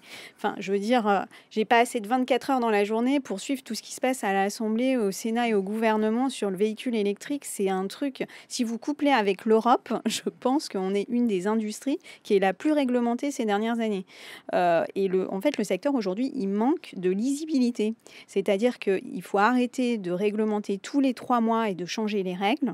Là, rien qu'en ce moment, bon, c'est vrai que le PLF, c'est le sujet de plein de secteurs, c'est pas que le nôtre, mais quand même, on a une disposition sur le verdissement des flottes qui est dans le texte, mais on ne sait pas exactement, alors que le verdissement des flottes, quand même, les personnes morales, aujourd'hui, c'est quand même 50 à 60% des achats. Donc, on parle quand même de quelque chose qui va avoir un vrai impact sur le marché. On a tous les bonus, on en connaît à peu près les montants, mais il y a des amendements encore sur le fait qu'on va augmenter les aides ou peut-être les réduire. Il y a le malus automobile qui a été complètement supprimé à l'Assemblée, mais qui a été rétabli au Sénat. Enfin, plus personne n'y comprend rien. Il y a plein de questions dans le chat, je vous les livre, on y répondra au fur et à mesure. Vous répondez à celles qui, pas celles qui vous plaisent, celles qui vous intéressent en tout cas. C'est pour vous donner aussi voilà, l'état d'esprit en tout cas de ceux qui nous regardent et qui nous écoutent. Volcan nous demande, est-ce que la production d'électricité est suffisante si tout le monde roule en électrique? Elsa, elle demande si le véhicule électrique est-il une réelle solution face au réchauffement climatique, compte tenu du prix carbone des batteries et de la masse de ces véhicules. Chachkachier nous dit, concernant la voiture électrique, est-ce qu'il n'y a pas une dépendance vis-à-vis de la Chine, du fait que ce sont les plus gros producteurs avec les ressources en terres rares qui servent notamment dans les batteries, ce qui amène à une deuxième question de Chachkachier. Est-ce que la voiture électrique est réellement plus écologique que la voiture thermique? Et après, il y avait... une question de Soupapus, salut Soupapus, qui dit, est-ce qu'on ne s'est pas précipité sur le tout électrique au moment où l'hybride commençait à devenir performant? Pourquoi nos industriels n'ont pas freiné plus fort que ça face à l'Europe? Qui veut? Je pense que qui vous intéressent. c'est des très bonnes questions. Donc, mes compliments au public, hein, c'est des questions très pertinentes. Extraordinaire sur le talk de France. Et alors, je pense qu'il est très important de dire que les véhicules électriques, ce n'est pas la panacée pour la décarbonation, mais c'est à l'heure actuelle la meilleure solution technologique. Parce que quand on roule avec un moteur thermique, inévitablement, on émet beaucoup d'émissions parce que aussi les moteurs thermiques est d'un point de vue de l'efficacité énergétique très mauvais. Hein, c'est 40% seulement de l'énergie dégagée au mieux, hein, c'est plutôt 30% en moyenne, qui est utilisée pour faire bouger la voiture. Tout le reste, c'est perdre en émissions à chaleur. Alors qu'avec un véhicule électrique, vous avez une dette carbone. Hein, c'est-à-dire que, grosso modo, vous ajoutez 5 tonnes. Hein, disons qu'un véhicule moyen thermique, dans sa durée de vie, ça fait 40 tonnes. Vous prenez un véhicule électrique pour les produire comme un véhicule thermique, 5 tonnes, c'est nécessaire en production. Si on considère que l'énergie est carbonée, ensuite il peut y avoir différents mix. Et ensuite, vous ajoutez 5 tonnes supplémentaires pour la batterie. Donc, il y a un vrai dette carbone. Simplement, quand ces véhicules sont utilisés dans un pays comme la France où l'énergie est décarbonée, ensuite, vous n'émettez pratiquement rien. Donc, on divise par 4, hein, à peu près. Bien sûr, si vous roulez en Chine ou en Pologne, les bilans carbone est moins bon, mais in fine, au bout d'un certain... L'électricité est produite de manière différente. Oui, parce qu'on brûle beaucoup de charbon en Chine et en Pologne pour fabriquer l'énergie. Les mix énergétiques est plus carboné. Donc, il faut plus de temps. Hein, il ne faudra pas quelques milliers de kilomètres comme en France pour payer sa dette carbone de son véhicule électrique. Il faudra parfois même des centaines de milliers de kilomètres. Il s'agit d'un gros SUV électrique pour lequel il a fallu émettre beaucoup de CO2 parce que les batteries sont très importantes. Donc, deuxième point qui, à mon avis, est crucial, il faut arrêter d'aller vers des véhicules électriques de 2 tonnes et de dire que la solution, c'est d'avoir des véhicules électriques qui ont 900 km d'autonomie. Pour moi, ça, c'est une aberration, parce qu'avec 900 km d'autonomie, signifie 600 kilos de batterie. C'est une vache qui vous transportez dans votre voiture, et la plupart du temps, vous n'aurez absolument pas besoin de ces 900 km d'autonomie. Pratiquement jamais, en fait, quand on regarde les statistiques sur la mobilité, la plupart du temps, on fait moins de 50 km par jour. Donc, il faut aller vers des véhicules électriques beaucoup plus légers, qui seront beaucoup plus abordables, et qui seront aussi beaucoup plus vertueux d'un point de vue de la décarbonation. Enfin, sur la dépendance à la Chine, ça c'est une certitude. La Chine a bougé beaucoup plus rapidement, a pris les contrôles à la fois des matières premières, en particulier des matières raffinées. Même, mettons si demain, on va extraire du lithium en France, ce qui est envisageable, il y a des réserves de lithium en France, il faudra les raffiner en Chine, parce qu'on n'a pas les capacités de raffinage en France. On ne sait pas faire en Europe des cathodes et des anodes, donc pour les batteries, on sera toujours dépendant pendant très longtemps des cathodes et anodes fabriquées en Chine. Et même pour la production des cellules, il y a eu un démarrage important avec plusieurs entreprises qui sont connues du grand public, Northvolt, Verkor en France, ACC, mais ils connaissent des difficultés importantes. Donc il y a une question de dépendance stratégique, mais ce n'est pas en faisant l'autruche, en disant, eh bien, puisque c'est les Chinois qui contrôlent ces marchés, eh bien, on revient vers l'hybride, on revient vers les moteurs thermiques, et c'est des technologies qu'on maîtrise très bien, qu'on se sortira de l'affaire, parce qu'au final, ces technologies finira par s'imposer pour les raisons que j'évoquais, et on sera encore plus en retard. Donc, s'il y a une chance de rattraper les Chinois, c'est maintenant. Et justement, on a mis des mesures protectionnistes exceptionnelles en Europe pour limiter l'entrée des exportations des véhicules chinois. On a fait passer les droits de douane des 10%. Pour faire souffler un petit peu l'industrie nationale. Mais ce n'est pas une solution. Non, mais ça donne une fenêtre des tirs, parce que finalement, on a un marché qui est protégé pendant 5 ans, où les constructeurs européens peuvent occuper ce marché. Mais si, dans ces 5 ans, ils ne vont pas le faire, eh bien, dans 5 ans, ces barrières finiront d'exister. Les constructeurs chinois sont déjà en train de les contourner, puisqu'ils sont en train d'investir pour produire directement en Europe. Donc, il faut urgentement décider de manière collective d'aller vers l'avant. Il y a un risque aujourd'hui de revenir en arrière. Moi, j'y crois pas. Je comprends les hésitations des constructeurs qui disent c'est plus dur que prévu. J'entends parfaitement l'argumentaire. La Commission européenne n'a pas bien passé l'affaire, n'a pas mis en place les politiques industrielles, n'a pas défini un cadre clair. Il faut que tout ça soit revu et corrigé. Mais c'est pour aller vers une électrification rapide, pour rattraper les Chinois, et aussi pour, il ne faut pas l'oublier, résoudre les problèmes climatiques. Et les véhicules électriques n'est pas la panacée, mais c'est la meilleure solution qu'on a à l'heure actuelle. Daniel, je vous vois acquiescer. Non, mais moi, je suis en grande partie d'accord. Je pense que la question centrale, c'est avec quoi on produit tout ça. Si c'est de l'énergie décarbonée, c'est bon. Totalement décarbonée, c'est bien. La question, c'est qu'aujourd'hui, un certain nombre de pays ne respectent pas cette règle. Bon, on les connaît. Je pense qu'il y a une deuxième question par rapport à l'électrique et les conditions de fabrication. Comment ces voitures sont-elles fabriquées? Et c'est pas seulement à l'usage, quand on en a l'usage. Et là, effectivement, on a des différenciations entre pays. La Chine n'est pas très vertueuse dans ses cycles de fabrication. On aura peut-être l'occasion d'y revenir. En Europe, on l'est beaucoup plus. On est beaucoup plus exigeant sur les normes, sur ces conditions-là. Ça veut dire que de l'amont à l'aval de cette construction de voitures, de cette chaîne de fabrication, on est très vigilant pour que ce ne soit pas trop producteur de CO2. Alors, le retour à des solutions de type voiture hybride, etc., moi, je trouve ça un peu dommageable, parce qu'en fait, nous ne rompons pas par rapport à ça la chaîne avec les énergies fossiles. La question, c'est qu'un jour ou l'autre, il faudra terminer ce cycle-là. Il est absolument derrière nous, et on espère le plus rapidement possible. Donc, je pense que la voiture électrique reste de toute manière un vrai choix, un bon choix.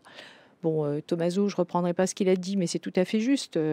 On a un différentiel de CO2 qui est énorme. Alors, après, on est sur des mini-explications, sur le fait quand même qu'il ne faut pas effectivement des SUV électriques. Enfin, je veux dire par là des très gros engins.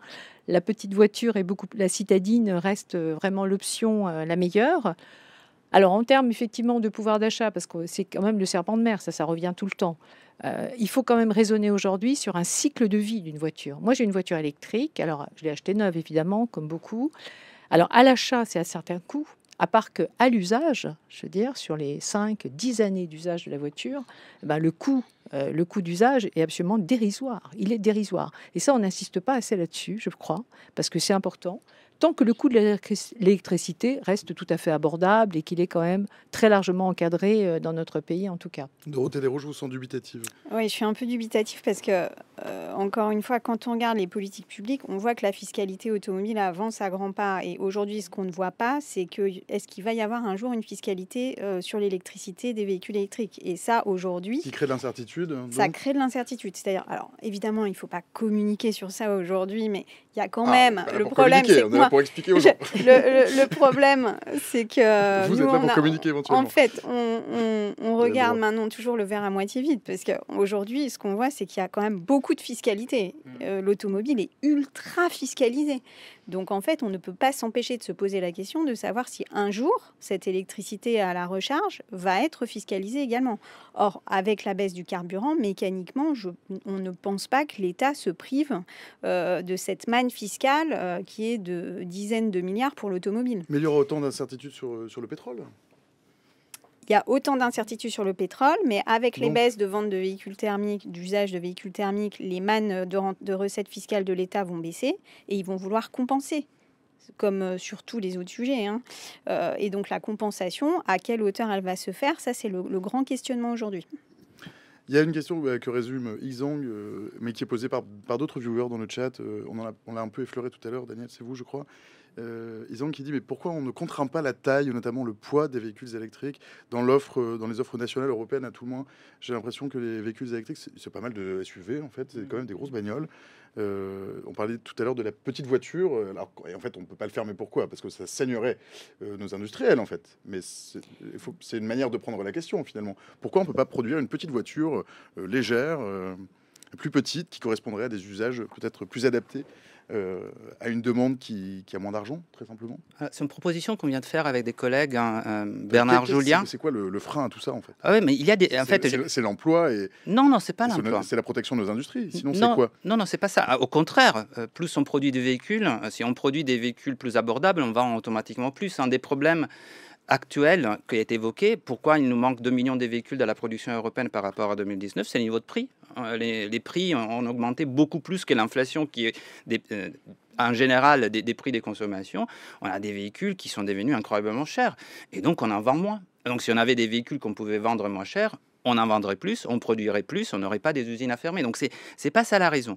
Alors, dans un livre qu'on vient de publier à la Fabrique de l'Industrie sur légère abordable, justement, les clés d'un véhicule électrique à succès, c'est qu'on constate, c'est que d'un côté, vous avez des réglementations européennes qui ont marché au contraire des objectifs qu'ils poursuivaient.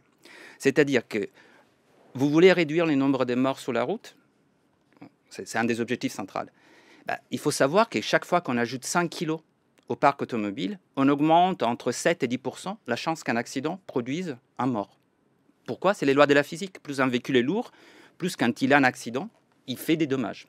Et donc, alléger les parcs, c'est une manière, toutes choses égales par ailleurs, de les rendre moins accidentogènes. Ça, c'est le premier constat. Deuxième constat, vous voulez réduire les émissions de CO2, en particulier sur les véhicules thermiques, mais aussi sur les véhicules électriques.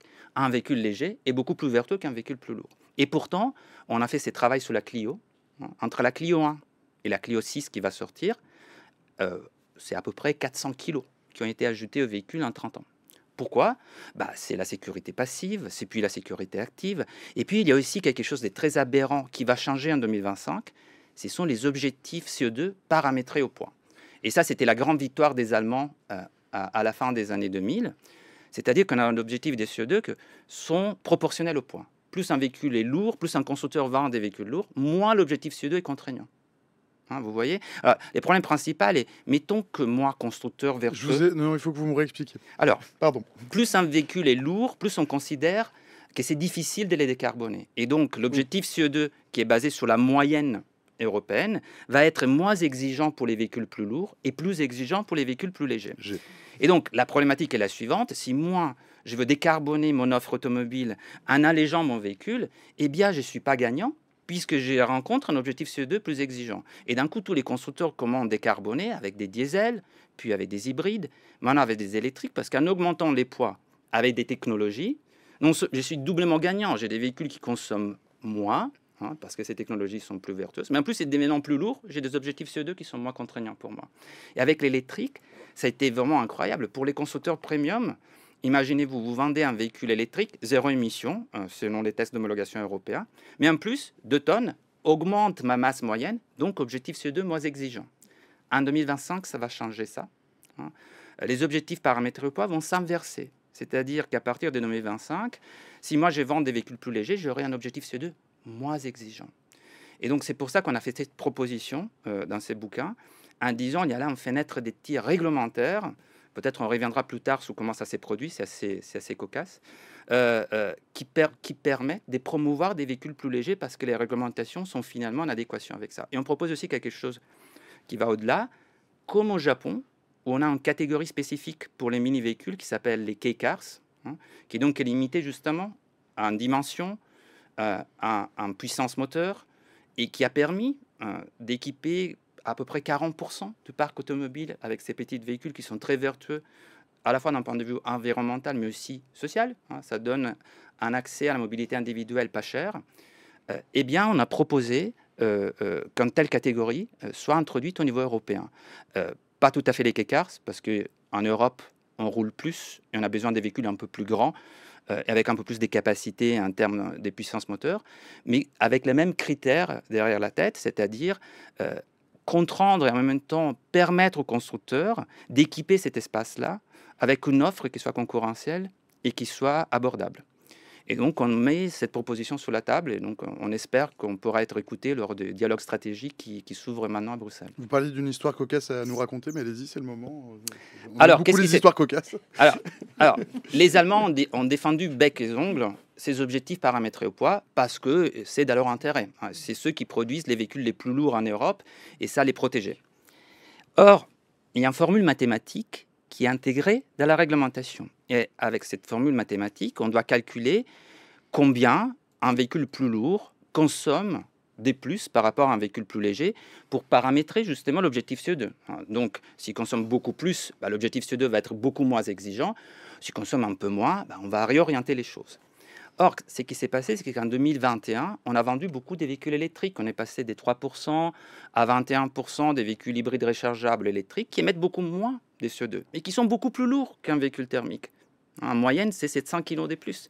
Et donc, lorsque l'agence européenne allait calculer à nouveau cette formule, elle a trouvé que les points fondateurs de cette mesure, c'est-à-dire que les véhicules plus lourds émettent plus que des véhicules plus légers, c'était plus vrai, puisque les véhicules plus lourds étaient en large partie des véhicules électriques. Et donc, on récalculait la pente et on dit, eh bien, ce n'est plus positive, c'est-à-dire il y aura plus d'objectifs CO2 moins exigeants pour les plus lourds, elle est devenue négative. Et donc, il faudra donner des objectifs CO2 moins exigeants à ceux qui fabriquent des véhicules plus légers, parce que c'est essentiellement des fabricants des véhicules thermiques. Et donc, sans faire aucune lutte politique, parce que normalement, pour contraindre les Allemands à abandonner ce qu'ils avaient gagné dans la lutte pour les réglementations au niveau lobby, on a obtenu ces résultats fantastiques qui ouvrent de nouvelles possibilités. Donc, c'est assez rigolo. Il y a quelques questions qui touchent. Il y a une question dans le chat qui la résume peut-être, c'est celle de Cristal. On va pas y répondre à cette question, ça peut faire l'objet d'un autre stream. C'est pas tout à fait le sujet, c'est connexe, sauf si vous avez très envie qu'on ouvre ce tiroir-là, mais remarquez, on a encore une demi-heure, mais voilà. C'est Cristal qui dit voilà, quel est le véritable coût en PIB, quel est le coût économique pour notre société des voitures thermiques avec le réchauffement climatique et ses conséquences comme les 40 000 morts par an dues à la pollution atmosphérique.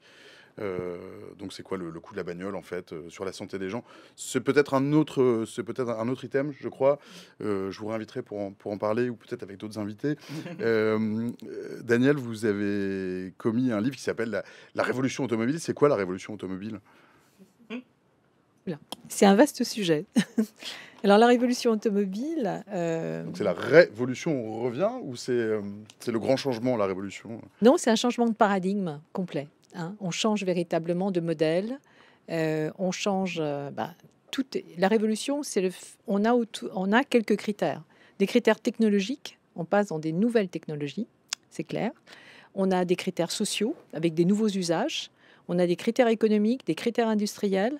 Et c'est toute la chaîne de valeur de la filière automobile qui se recompose. Et là, on a eu véritablement, il y a à peu près maintenant une quinzaine d'années, une révolution. Alors, c'est un changement complet pour les consommateurs. C'est un changement dans l'offre aussi de production qui est faite. On l'a bien vu. Là, on a une restructuration totale de l'industrie automobile depuis 10-15 ans. Des nouveaux consommateurs avec des nouveaux usages, des nouvelles manières de se déplacer. C'est aussi un nouveau mode de pensée. C'est-à-dire qu'une révolution automobile, c'est quelque part aussi un nouveau mode de vie. C'est-à-dire qu'entre la ville, le citoyen, sa vie au quotidien, son mode de mobilité, tout ça, ça se recompose complètement. On a des offres de mobilité aujourd'hui exceptionnelles qu'on n'avait pas encore il y a 10 ans. Regardez, dans les grandes métropoles, c'est exceptionnel. On a une offre qui est diversifiée, qui est assez incroyable. On a tout modifié dans un espace-temps quand même relativement court, pour des sociétés qui ont certaines rigidités, qui ont certaines lourdeurs. On a quand même fait un pas énorme. On a électrifié des bus en ville, des trams. On a offert toute une mobilité aujourd'hui beaucoup plus vertueuse. Et surtout, il y a une prise de conscience. C'est-à-dire que tout d'un coup, la prise de conscience écologique, elle est forte sur l'idée qu'il va falloir se prendre en main et faire d'autres choix. C'est ça, fondamentalement. Dorothée?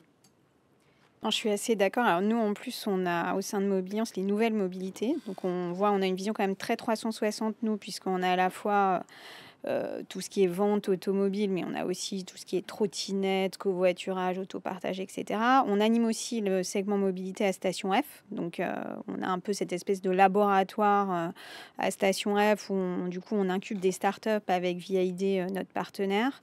Ce qu'on voit, effectivement, c'est que tout à l'heure, on parlait de l'état d'immatriculation qui baissait de façon générale, mais il y a aussi ça. Il y a aussi un sujet de report modal dans les grandes villes. Donc, on le voit avec l'instauration des ZFE là, depuis quelques années. C'est quand même un gros sujet. Là, il y a eu la suppression là, des vignettes critères 3 à Paris et Lyon là, à partir du 1er janvier. Bon, c'est quand même... il y a des restrictions de circulation aujourd'hui dans les grandes villes. Ça amène à changer les modèles. C'est aussi sûrement une bonne chose, puisque la voiture, elle n'est pas forcément nécessaire partout. Il y a des transports publics, il y a de l'intermodalité, mais c'est vrai que je pense qu'en France, on avait pas mal de retard sur ce mode de pensée par rapport à des grandes capitales européennes où ils s'y sont mis bien avant nous. Je pense à Londres, à Amsterdam. Enfin, il y a des villes quand même qui ont déjà repensé leur mode de mobilité. Nous, on l'a fait beaucoup depuis la loi LOM qui date de 2019. Le Covid a accéléré cette opération-là. C'est vrai qu'il y a eu beaucoup de subventions publiques, notamment sur le vélo. Alors là, ça a été diminué là, avec le contexte que l'on connaît, mais on voit quand même on essaye voilà, de créer des modes de mobilité dans les métropoles. Et après, le sujet aujourd'hui, c'est la mise à l'échelle dans les territoires, parce que là, pour le coup, on n'y est pas du tout. Et c'est aussi ça, on l'a vu avec le mouvement des Gilets jaunes, hein, c'était quand même ça le sujet. C'est la voiture dans les campagnes, elle est quand même centrale, c'est un outil central. Et aujourd'hui, la mise à l'échelle, même s'il y a eu le plan covoiturage, on voit que le gouvernement a essayé de mettre en place des politiques publiques, des incitatives. On voit que les fameuses AOM qui doivent déployer, elles n'ont pas forcément les financements pour le faire. Ça coûte cher, il faut des infrastructures. Et ça se fait petit à petit. En tout cas, nous, ce qu'on pense, c'est qu'il ne faut pas être dans le dogmatisme. Voilà. Tout est toujours un peu au milieu. C'est pas ni noir ni blanc, c'est un peu des nuances de gris. C'est-à-dire qu'il faut déjà écouter les gens, écouter la population, concerter, pas essayer de plaquer une politique. C'est jamais très bon. Généralement, on n'arrive jamais à ce qu'on veut. Et essayer de déployer à l'échelle, au-delà des grandes métropoles, ces usages. Une des composantes de la crise, ce serait donc une forme de surcapacité de production industrielle. On souscrit à ça ou pas trop? Oui, tout à fait. Mais en fait, c'est ce que je disais tout à l'heure. On avait une capacité pour fabriquer à peu près 12 millions de véhicules par an en Europe avant le Covid. Si aujourd'hui on accepte qu'on est à 10 millions, on a 2 millions de véhicules qui manquent. Et donc, les restructurations qu'on observe visent à faire revenir les capacités au niveau actuel. Et toute la question qu'on pose, c'est justement de savoir aussi comment on va équiper les gens qui aujourd'hui ne voient pas vraiment comment accéder à la mobilité électrique et décarbonée, et notamment les gens qui en auraient les plus besoin, hein, parce qu'on l'évoque, c'est les campagnes, c'est les périurbains, les plus grands rouleurs, on les trouve là. Ils sont souvent équipés des vieux véhicules d'occasion, parce que si c'est vrai que les véhicules électriques est cher, les véhicules thermiques l'est déjà aussi. Et puisque souvent on est en train d'électrifier des véhicules thermiques plutôt que de repenser les véhicules pour que les véhicules électriques soient quelque chose de différent, nouveau, optimisé pour ces nouvelles technologies, on aboutit à des véhicules quasi impossibles. Et donc, la question pour moi de résoudre ces deux problématiques à la fois, c'est de penser ce qu'on avait déjà évoqué, ces véhicules plus légers, plus abordables, pour répondre aussi aux besoins des mobilités, de ceux qui roulent beaucoup, mais qui forcément ne roulent pas très loin, hein, qui roulent tous les jours dans les périurbains, même en milieu rural. C'est pas forcément des très grandes distances, c'est un usage quotidien de l'automobile parce qu'on est dans des zones peu denses où les transports publics n'est pas la meilleure solution, où ça peut pas être la solution pour des questions de coûts. Et donc c'est là où on aurait les plus besoin de ces véhicules électriques. Aujourd'hui, on en voit très peu parce que c'est hors prix pour ces types de populations-là. Donc je pense qu'il faut repenser aussi cette transformation des mobilités en ayant en tête la structure du parc automobile, les usages automobiles et répondre à ces usages. Parce que l'offre automobile qu'on voit ne répond pas du tout.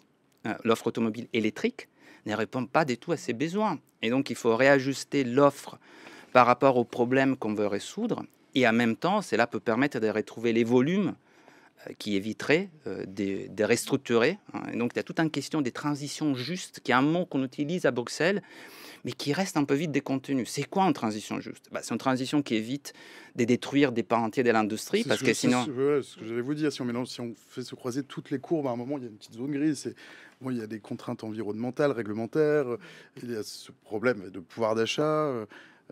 ces surcapacités, voilà, cette suroffre, à la fin, comment on ne diminue pas le volume de ces emplois et comment on ne diminue pas les infrastructures de production, en fait. Justement. À la fin, on va forcément vers quelque chose de plus petit, non? Moi, je ne suis pas persuadé. C'est l'arbitrage que les constructeurs sont en train de faire Il n'est pas évident aujourd'hui. du tout qu'on achètera beaucoup plus de voitures demain qu'aujourd'hui. Aujourd'hui, on a besoin de renouveler le parc, parce que les problèmes des émissions, c'est pas les véhicules neufs, c'est les parcs qu'on doit renouveler. Donc, si on veut décarboner à l'horizon 2050, comme l'Union européenne souhaite, la solution, c'est les renouvellements du parc via la vente des véhicules électriques. Donc, plus on en produit aujourd'hui, plus on en vend aujourd'hui, plus rapidement on va décarboner les parcs. Et ces problèmes se posent autant en France, mais vous imaginez bien que dans les pays de l'Europe du Sud ou dans les pays de l'Europe centrale orientale, ça se pose de manière encore plus aiguë, où les pouvoirs d'achat sont beaucoup plus faibles. Et donc, on aurait intérêt à augmenter les ventes pour accélérer les renouvellements du parc. Et puis, effectivement, à terme, une fois qu'on aura équipé tout le monde des véhicules électriques, oui, il faut réfléchir à moins de voitures, il n'y a pas de doute là-dessus. Mais il y a une urgence qui consiste à éviter que cette crise soit une crise qui va détruire énormément d'emplois et qui va aussi affaiblir la compétitivité de l'industrie automobile européenne. Les trois choses sont liées. Si on laisse les volumes descendre brutalement, si on restructure, on va affaiblir la compétitivité de l'industrie automobile européenne. On n'aura pas les produits pour contrer les produits chinois en face. Et en plus, on ne pourra pas équiper les ménages avec les véhicules électriques dont ils auront besoin, aussi à raison de ce qui a été évoqué tout à l'heure, qu'il y aura une fiscalité qui va certes se porter sur l'électrique, mais qui va aussi se porter sur ceux qui seront encore détenteurs des véhicules thermiques demain. On a un marché carbone pour les carburants qui va être introduit l'année prochaine et qui va faire augmenter les prix de l'essence. Et donc on pourrait avoir à nouveau des gilets jaunes demain si on n'a pas une offre électrique qui est satisfaisante et qui peut rapidement se transformer en véhicule d'occasion pour équiper tout le monde. Donc il y a des enjeux qui sont à la fois sociaux, industriels, des compétitivités, et je pense qu'il peut y avoir des solutions, mais qui exigent de la part de tous les acteurs un engagement très fort autour d'un compromis où il y a à la fois les politiques industrielles qui font défaut, des réglementations plus claires, un cap bien précis autour de ces véhicules, un engagement des constructeurs qui doivent peut-être un peu moins soigner leurs marges et un peu plus s'engager, les marges opérationnelles, et un peu plus s'engager dans cette transition en faisant des profit warnings si c'est nécessaire. Mais c'est les moments de faire travailler cette transition. Donc je pense que c'est un moment clé pour poser toutes ces questions au lieu de les mettre un peu sous les tapis. Daniel. Oui, je pensais à une mesure qui avait été utilisée l'année dernière et qui a eu un énorme succès, voire elle a même été victime de son succès, c'est le fameux leasing social. Ça, c'était une mesure Il faut que vous extraordinaire. expliquiez un petit peu ce qu'est le leasing social pour ceux qui nous rejoignent. Oui, bien sûr. Alors, la proposition à l'époque faite par le gouvernement était de proposer aux revenus les plus modestes, des familles qui avaient des revenus faibles, vraiment modestes, de pouvoir obtenir une voiture électrique pour un coût, alors très modeste, puisque c'était de l'ordre de 100 € par mois. Il y a eu une demande phénoménale, puisqu'on a eu 3 à 4 fois la demande initiale qui était possible pour la mettre en œuvre. Donc, en fait, la mesure s'est clôturée assez vite, au bout de 3 semaines, vu que la demande était énorme. Mais moi, je pense que ça, c'est un coup de pouce qui peut être donné, qui est tout à fait bénéfique. Et la mise en œuvre de ce leasing pourrait être intéressante, parce que 100 € par mois, aujourd'hui, c'est pratiquement le coût dans une famille de téléphone portable, donc ça revient quand même pas très cher. Et ça permet quand même d'avoir une voiture neuve à disposition. Tout était pratiquement inclus dans ces 100 €, ce qui était quand même une mesure assez extraordinaire. On est un peu plus dubitatif. Mais vous êtes mon invité dubitatif, Dorothée Desraux. Non, en fait, le sujet du leasing, c'est le rapport coût-efficacité de la mesure, parce que ça a permis de financer 50 000 véhicules, certes, mais pour 650 millions d'euros. Donc, en gros, la moitié du budget de l'État sur le verdissement des flottes. Donc ça, c'est un gros sujet. Et en plus, ça a un peu perturbé le marché dans le sens où il y avait même moins de 100 €. Il y avait certains véhicules, je crois, autour de 55 € par mois, quasiment le prix d'un pass Navigo, quoi, enfin même moins cher. Mais le problème aussi, c'est que quand on regarde, nous, ce qu'ont vu les distributeurs, c'est que c'était pas forcément des ménages modestes, c'était beaucoup d'étudiants qui venaient avec leurs parents. Et ça, c'est vrai que les études le montrent pas forcément, mais il y avait beaucoup d'apprentis ou pas exactement peut-être le public. Il y a eu un effet d'aubaine qui était un tout petit peu, alors qui n'est pas ressorti, c'est vrai, on a bien vu dans les chiffres communiqués ensuite. Donc il y a un rapport coût-efficacité, puis il y a aussi la valeur résiduelle du véhicule quand même pour les professionnels, qui aujourd'hui, alors c'est un petit peu complexe, mais aujourd'hui, en fait, les concessionnaires vont devoir reprendre ces véhicules à la fin qui seront quasiment invendables parce que le prix fixé, en fait, est tellement, qui ne se pose pas sur des critères assez rationnels et donc perturbe un peu les prix du marché. Parce que après, quand vous retournez dans un marché normal, le problème, c'est que le prix des véhicules est beaucoup plus élevé. Donc en fait, c'est un effet sur 3 semaines, donc un temps très court. Nous, on préfère des mesures qui sont un peu plus pérennes et qui structurent le marché plutôt qu'un effet d'aubaine spot qui ne va pas forcément sur les bons publics. Nous, c'est plutôt ça, notre analyse. Les problèmes de leasing social, on revient, c'est les prix du véhicule. Donc, pour financer un leasing social à 100 €, c'est 13 000 € d'argent public qui est mis par l'État. Et en plus, il y a ces problèmes des valeurs résiduelles, c'est-à-dire qu'on a des incertitudes sur les prix du véhicule électrique. Il y a eu des loueurs comme Hertz, par exemple, qui sont équipés en Tesla. Tesla a soudainement baissé les prix de ses véhicules électriques neufs de 20%.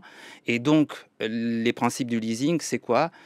Eh bien, je calcule les coûts, les prix, et sous la base de combien la valeur bouge entre les moments où je prends les véhicules neufs et les moments où je vais les revendre comme véhicules d'occasion.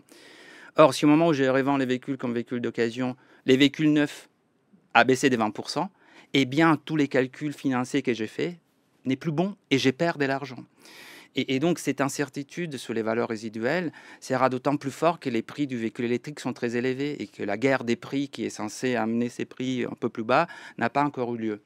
Et pour les leasing sociaux, on a besoin des véhicules qui correspondent au leasing social, c'est-à-dire qui soient positionnés à un niveau de prix qui ne soit pas 35 000 €, mais qui soit plutôt 20 ou 15 000 €. Alors, les coûts pour l'État sera beaucoup plus faible. Ça ne sera pas 50 000 personnes, mais peut-être 200 000 qui seront touchées. La question des valeurs résiduelles sera moins délicate puisque les valeurs des départs seront beaucoup plus bas. Ça suppose d'avoir des constructeurs qui réenvisagent leur marge opérationnelle. On a besoin des constructeurs qui, acceptent d'abaisser leur marge sur les véhicules. Peut-être on ne l'a pas évoqué. Pourquoi les véhicules neufs ont vu leur prix augmenter de manière très importante ? Fulgurante. Et pourquoi, accessoirement, on a vu des constructeurs avoir des profits jamais vus. Stellantis, 14% des marges opérationnelles dans les secteurs automobiles, c'était du jamais vu. Normalement, la moyenne des années 2000-2010, c'était 5-6%. Pour les meilleurs, Mercedes faisait de temps en temps 10%. Stellantis, ça fait 14%. Et tous les autres étaient au même niveau. C'est parce qu'il y a eu la crise du Covid, puis il y a eu la crise des semi-conducteurs, pénurie. Et donc l'offre automobile était inférieure à la demande qui a rebondi après les Covid. Et donc quand l'offre est inférieure à la demande, eh bien, on peut vendre les produits plus chers. Et donc une espèce de parenthèses enchantées où il n'y avait plus de concurrence. Et les constructeurs, on pouvait même choisir quel véhicule vendre. Donc privilégier les véhicules à plus haute marge, étant donné que la demande était contrainte. On est sorti de cette parenthèse. Les prix sont censés baisser, mais les constructeurs, qu'est-ce qui s'est passé ? Les analystes financiers disent vous deviez faire 10% des marges opérationnelles, vous nous annoncez 5-6%, on vous sanctionne immédiatement. On a vu la capitalisation boursière des constructeurs plonger. Et quelle est la manière la plus simple de répondre à ce type d'alerte ? Eh bien, j'annonce que je ferme des usines. On est dans les downsizing assez typiques. Et là, à mon avis, il y aurait des marges de manœuvre pour aller aussi réduire les marges sous les véhicules, faire baisser les prix et surtout créer les conditions pour produire des véhicules électriques beaucoup moins chers que ceux qu'on voit. Alors, on voit des constructeurs comme Renault et Stellantis qui nous annoncent des véhicules électriques beaucoup moins chers, les R5 qui restent chers, mais il y aura la Twingo qui va sortir. Mais la question, c'est quelle réglementation pour accompagner ces véhicules et aussi où on les produit, avec quelles ingénieries. Est-ce qu'on les fait en Europe ? Est-ce qu'on les fait avec de la technologie chinoise ? Est-ce qu'on les importe directement de Chine et on les fabrique en Europe, comme les Leapmotor de Stellantis ? Il y a beaucoup de questions autour de ça qui doivent être placées au cœur du débat. Avec ces véhicules, on peut résoudre une partie des problèmes, mais si on les fait avec de la technologie chinoise, eh ben, on en crée d'autres pour la compétitivité européenne, pour la souveraineté économique. Vous évoquez la Chine. Daniel, vous connaissez bien la Chine, je crois. Oui. Qu'est-ce qu'il y a de particulier, ce marché chinois ? C'est un marché incroyablement réactif et qui s'est développé très rapidement. C'est très spectaculaire. Aujourd'hui, C'est parti de rien, en fait. Oui, c'est pratiquement parti de rien. Moi, je vais en Chine tous les ans. J'ai un exemple qui est très intéressant, qui est celui de l'université de Beihang, où j'interviens, qui est la plus grande université chinoise. Elle se situe à Pékin, dans la capitale. Moi, il y a encore 10 ans, quand j'étais dans cette université, il y avait quelques très grosses voitures thermiques qui étaient en général ceux des directeurs d'établissement, des grands professeurs, etc., etc. Donc, qui étaient des voitures même qu'on ne trouvait même pas en Europe. C'était en général des voitures allemandes d'une capacité, d'un niveau. Elles étaient quand même à l'époque à plus de 100 000 euros. Hein. Donc, on est quand même sur du très haut de gamme. Puis alors, à côté de ça, tout le monde était en vélo, mais des vélos très simples. En l'espace de quelques années, ces vélos sont devenus électriques. On est passé au scooter électrique, la mobilité électrique partout. Et depuis 5 ans, maintenant, depuis un peu moins de 5 ans, juste après le Covid en tout cas, c'est terminé. Il n'y a plus une voiture thermique sur ce campus. Alors, ce n'est pas un petit campus. Hein. C'est 750 000 personnes qui y travaillent, dont 500 000 étudiants, 250 000. C'est une ville. C'est véritablement une ville. Alors, il y a un silence absolument incroyable. C'est la première fois que moi, je retourne à Pékin. Là, j'y étais il y a 2 mois, dans cette université. On entend les oiseaux. On voit un ciel qui est relativement clair. Donc, c'est très impressionnant. Alors, évidemment que dans le reste de la ville, il y a encore du thermique qui circule. Mais à plus de 60% à Pékin aujourd'hui, c'est l'électrique. Alors, ça a été extrêmement rapide. Et quand j'interroge mes étudiants, en fait, ce qu'il faut se dire, c'est qu'eux, ils ont grandi dans l'électrique. Ils n'ont pas connu de thermique. Ils n'ont pas du tout connu ça. Ils ont connu le vélo électrique, le scooter électrique. Et puis après, les conditions d'accès à ces véhicules sont quand même très facilitées. Il y a des crédits très faciles. Et puis, il faut surtout se dire que comme ils ont chacun un carnet individuel, on va parler comme ça, c'est un bonus. C'est-à-dire que vous avez dans votre crédit social un bonus qui fait dire, voilà, moi j'ai acheté une voiture électrique. C'est un bon donc, citoyen. Vous êtes un bon citoyen et donc vous êtes reconnu comme une personne tout à fait apte, vertueuse, etc., etc. Donc c'est un bon point aussi. Hein. Alors, il faut se dire que quand vous avez... Ça nous paraît effrayant, nous, comme occidentaux, quand même. Faut le Ah ben rappeler, nous c'est occidentaux, une ça dictature. serait compliqué. Ce qui peut être intéressant dans ces régimes autoritaires, c'est que quand ils prennent une décision, ça va à une rapidité spectaculaire. C'est vraiment spectaculaire. Avec un peu de cynisme, c'est un excellent laboratoire. Voilà. Alors, maintenant, c'est pas partout comme ça. C'est le fait des grandes métropoles, c'est certain. Moi, j'en ai fait 2-3 dans un espace-temps assez court en Chine. C'est à peu près semblable. Dans les campagnes, c'est différent. Hein, on n'a pas du tout la même vision. Alors d'abord, c'est pas les mêmes revenus, c'est pas les mêmes populations, c'est pas les mêmes modes de circulation, ça c'est certain. Donc on va retrouver encore beaucoup de carbone, on va dire, à un niveau de CO2 important. Ce qu'il faut savoir aussi, c'est qu'ils ont été capables de déplacer des usines, c'est-à-dire que au nord de Pékin, les grandes usines de production, qui étaient principalement des usines thermiques à base de charbon, hein, principalement, qui produisaient l'électricité, ont été déplacées à 500 km à l'intérieur du pays. Donc on a complètement dégagé effectivement le nord de Pékin. Et aujourd'hui, à Pékin, le ciel est bleu. On est allé polluer ailleurs aussi, si je me souviens. Oui, c'est ça. Voilà. Oui, tout à fait. Je vous ai sous la main, Daniel. Capitaine, une question pour vous. Bonjour, Oui. bonjour à vous. Capitaine vous salue. Je ne sais pas si Bonjour. la question a déjà été posée. Je crois que non. Mais est-ce que ce secteur émergent en Chine, on doit en avoir peur ou est-ce qu'on doit le voir plutôt comme une opportunité? Un peu des deux, certainement. Oui, vous avez tout à fait raison. À la fois, nous, ça peut un peu nous effrayer parce que ça va très vite, que ça prend des proportions et une dynamique, sur lesquelles on va pouvoir se poser des questions dans quelques temps parce que cette dynamique économique, elle n'est pas complètement vertueuse non plus. C'est compliqué, il y a beaucoup de constructeurs, il y a une compétitivité incroyable, etc.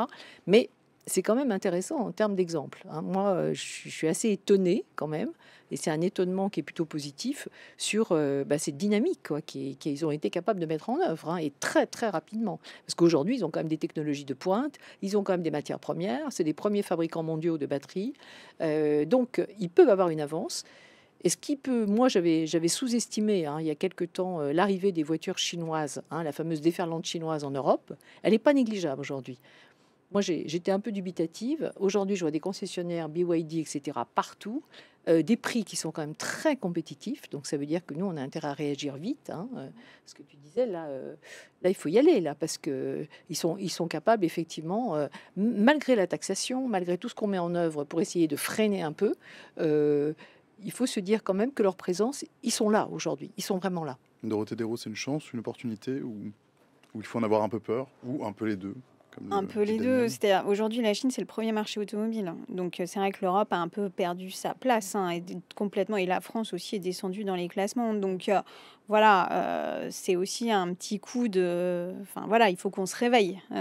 C'est ça aussi. Alors c'est vrai que les droits de douane, c'est des mesures un peu court-termistes, mais c'est sûrement Vous nécessaire répondez à là la sur la deuxième question de période. Captain, hein, qui dit, pour compléter si jamais, est-ce qu'il n'y a pas déjà eu des mesures européennes pour maintenir le secteur compétitif face à l'appel d'offres chinois? Ah, c'est Ça les pourrait droits de casser les prix douane. en UE. On a un peu C'est des sur- mesures un peu protectionnistes, mais malheureusement aujourd'hui, il n'y a pas trop le choix non plus, hein.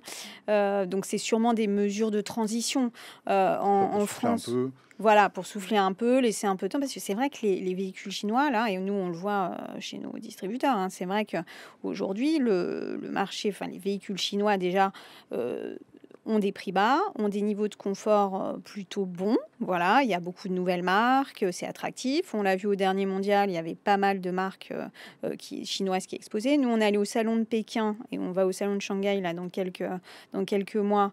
On voit que les salons automobiles en Chine, c'est 10 fois la taille de notre mondial en France, hein. Donc en fait, c'est très attractif. Il y a énormément de monde.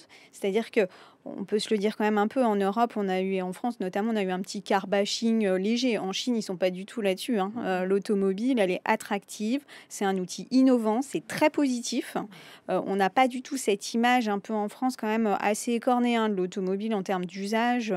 Bon, parfois, moi j'entends parfois des discours qui m'étonnent toujours Je sais parce pas qu'on si c'est pourrait du en être carbashing, fier. c'est peut-être une prise de conscience qu'on peut se passer certaines Oui, occasions de la voiture, mais il y a deux qu'elle coûte parfois sujets. plus cher qu'elle ne rend de service, qu'elle pollue peut-être beaucoup. C'est Et vrai, mais on c'est quand même pense, à nous, qu'il y considérer. a deux sujets. Les Chinois l'ont peut-être moins.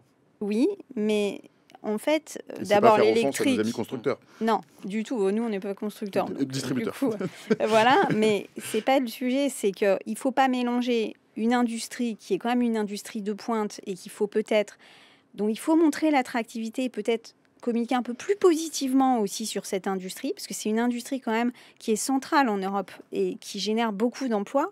Et le fait effectivement qu'on n'utilise pas sa voiture toute la journée, c'est pas le même sujet.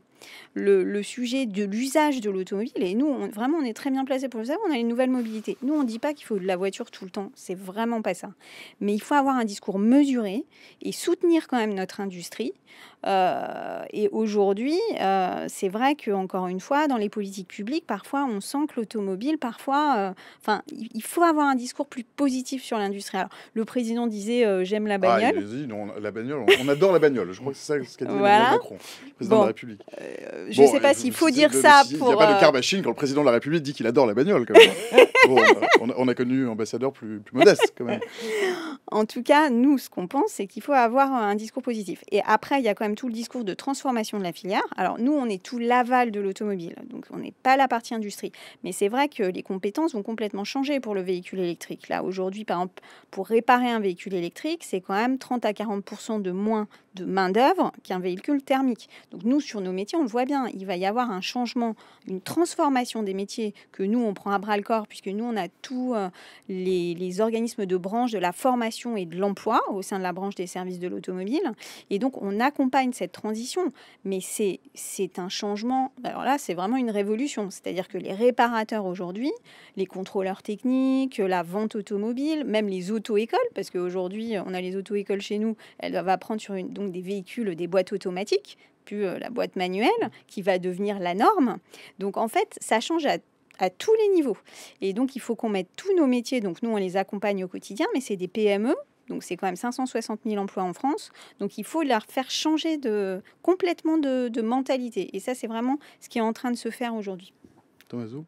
Sur menaces, alors, les succès de l'industrie automobile chinoise étaient moteurs de la transition vers les véhicules électriques, donc c'est vertueux. Ils sont en avance et donc ils ont développé des technologies et on peut apprendre d'eux. Et c'est clair que si on veut tenir l'objectif 2035, sans les Chinois, c'est impossible. Parce qu'on est dépendant sur les matériaux, on est dépendant sur les batteries et on a beaucoup à apprendre sur la manière dont ils fabriquent des véhicules électriques et notamment, ils peuvent nous permettre d'aller vers des véhicules moins chers, plus efficaces, énergétiquement, etc. En même temps, on connaît les Chinois aussi parce qu'ils sont assez impérialistes dans leur manière de gérer les rapports au marché. Et donc, sous les panneaux solaires, on l'a vu. Ils ont d'abord rendu accessibles les terres rares et les matériaux lorsqu'ils avaient besoin d'apprendre. Et puis, lorsqu'ils ont acquis la taille et la capacité d'inonder les marchés. Et ils ont fermé le robinet et ils ont pris le contrôle du marché.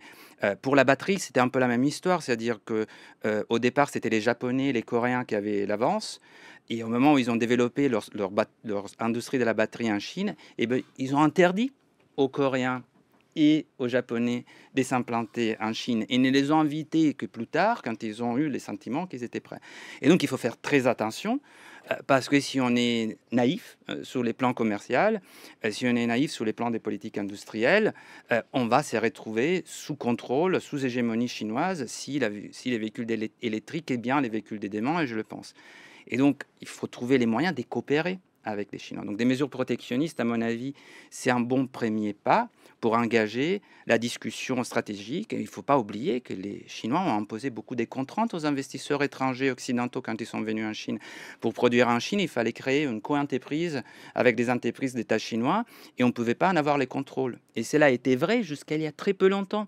Et finalement, lorsqu'ils ont compris qu'ils avaient pris l'avantage sur les véhicules électriques, mais qu'ils avaient besoin d'amener un peu plus de concurrence, c'est là qu'ils ont laissé Tesla, les premiers constructeurs, créer une entreprise sans co-entreprise. Et donc, ils jouent très bien ces jeux-là, et il faut qu'on soit capable de jouer les mêmes jeux au niveau européen, parce qu'aujourd'hui, il y a quand même quelque chose de très important. Aux États-Unis, les Chinois ne peuvent pas entrer, parce que Trump, et avant Biden, ils ont complètement fermé la porte. Et donc, cela voudra dire que pour les Chinois, les marchés européens est aujourd'hui stratégique. Et donc, ils veulent bien venir en Europe parce qu'ils ont aussi des surcapacités. Et nous, on doit faire très attention à bien négocier au niveau européen pour pouvoir préserver notre industrie qui est stratégique. C'est quand même les premiers investisseurs d'R&D en Europe. L'automobile investit plus en R&D que les industries de l'informatique, de la chimie, etc. C'est les premiers investisseurs d'R&D. Donc on doit préserver cette industrie stratégique et on doit négocier, parce qu'on en a besoin, avec les Chinois, les conditions dans lesquelles ils peuvent nous aider, avec des contreparties, à atteindre nos objectifs de neutralité carbone en 2050. Donc c'est un sujet vraiment stratégique. Chers amis, il est 18h58, passé de 27 secondes, et puis c'est pas tout à fait la fin, mais c'était quand même quasiment, c'est peut-être l'heure du mot de la fin. C'était votre mot de la fin, Tommaso, vous avez droit à un court mot de la fin, si vous voulez, ou le mot de la suite, si vous préférez. C'est mon mot de la fin. Je pense qu'il y a aujourd'hui un vrai danger, c'est-à-dire il y a en phase des flottements, des crises, qui n'est pas une crise réelle, c'est ce qu'on a dit au début, c'est-à-dire les profits sont toujours là, les constructeurs peuvent toujours investir, et c'est un moment crucial pour savoir où on va. Il va y avoir, à partir du 30 janvier, un dialogue stratégique qui s'ouvre à Bruxelles pour savoir quelle direction donner à l'automobile. Ça va être un moment extrêmement important. On a besoin, à mon sens, de 3 choses fondamentales. On a besoin d'investissements publics massifs. Et donc, il y a une proposition de créer un fonds d'investissement européen pour soutenir vraiment cet effort de décarbonation, d'électrification. On a besoin de réconcentrer la focale sur les volumes. On ne doit pas sacrifier les emplois, la filière, les territoires. Ce n'est pas eux qui doivent payer cette période de difficulté. Et on doit décider quel type de véhicule électrique on va avoir demain. Et donc, aller vers ces véhicules beaucoup plus vertueux, que les véhicules légers, abordables et aussi plus soutenables d'un point de vue environnemental. Merci, Tommaso Vardi. Daniel Attias, le mot de la fin, le mot de la suite. Oui, alors moi je crois aussi aux alliances et aux partenariats. Et au niveau mondial, c'est-à-dire qu'on a parlé tout à l'heure de la Chine, je crois qu'il y a tout à fait une place pour créer des partenariats. Au lieu d'être en compétition comme ça permanente, il y a des complémentarités, il y a des inventions possibles. Nous, on est quand même un pays où il y a une très grande inventivité, beaucoup d'innovation. Je crois qu'on peut apporter aux Chinois ces choses-là. Eux, ils sont dans l'imitation, parfait. Et ben, il faut se servir de ce que chacun sait faire et chacun dans ses compétences. Et je crois que les alliances sont peut-être une solution de demain. Merci, Daniel Attias. Un mot de la suite dubitatif de Rotedero? Non, je pense que, comme mes deux comparses, c'est vraiment un moment crucial pour le secteur. Là, c'est vrai qu'il y a le dialogue stratégique de la Commission qui s'ouvre. Donc, c'est vraiment, voilà, il faut faire des choix, mais surtout, il faut donner de la lisibilité et de la visibilité, à la fois pour les entreprises, mais aussi pour les usagers, qui doivent effectivement aller vers l'électrique. Et donc, pour faire ça, voilà, il faut donner un cap clair. Arrêter de tergiverser comme on l'a vu là ces dernières années, et voilà, que à la fois au niveau européen, au niveau français, on soit beaucoup plus clair sur le cap. Merci Dorothée Desraux, 19h, passé de 50 secondes. Merci à tous les trois. C'est la fin de ce stream, chers amis. Merci d'avoir passé cette heure avec nous. Merci de nous avoir suivis. Merci à vous, toutes et tous dans le chat. Vous étiez très très nombreux du début jusqu'à la fin. C'est toujours très sympa de vous lire et merci pour votre confiance. Merci aussi. Ah oui, il y a Cristal dans le chat qui disait Ludo, on prolonge d'une heure de plus. Nous, on n'a pas le choix, on vous prend en otage. Il n'y a pas que moi, en fait. Il y a des invités que j'ai promis de libérer à l'heure. Puis il y a aussi le talk, c'est aussi toute une équipe, ce qui permet de remercier à ma droite Cyril Balta à la Réal, Stéphanie Berlu au visuel au 4e étage à France Info de la Maison de la Radio, 4e étage de la Maison de la Radio à France Info, pardon. Merci aussi à Jérém à la modé qui vous lit, qui vous censure parfois, mais vous avez été très sage aujourd'hui et c'est très bien. Merci aussi bien sûr à Camille Rio à la programmation.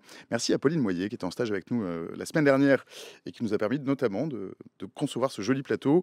Ce stream, vous l'avez entendu et vous pouvez le voir et le réentendre. Pour le revoir, il est dispo en replay sur la chaîne Twitch de France Info.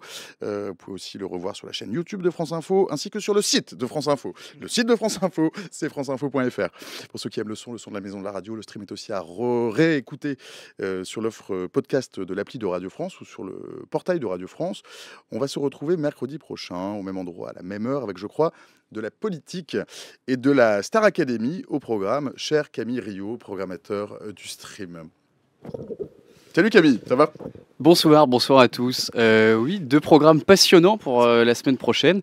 Dans l'un des parcours, je me permets de m'asseoir, dans l'un des parcours parlementaires les plus tortueux de la Ve République, l'étape de ce jeudi a été une formalité.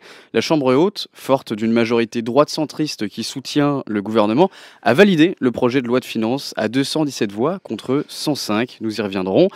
Et dans un second temps, place aux paillettes et à la Star Academy, là où, comme au Sénat, les casseroles font tomber les candidats, nous nous intéresserons à cette émission de télé-réalité musicale et plus globalement à la créativité et la création originale d'émissions télévisuelles en 2025. En voilà un chouette programme bien dense. Merci Camille Rio, programmateur du stream. Rendez-vous donc mercredi soir. Ce sera avec l'excellente Jeanne Mézia qui est partie tout à l'heure, qui regarde un petit peu comment on faisait. Voilà, ce sera elle à ma place. Jeanne qui sera donc à ma place mercredi et jeudi prochain, le temps d'une petite semaine de vacances. Moi, je vous reviens en pleine forme la semaine suivante. D'ici là, je vous souhaite une bonne glissade vers le week-end et une excellente soirée à toutes et tous. Salut.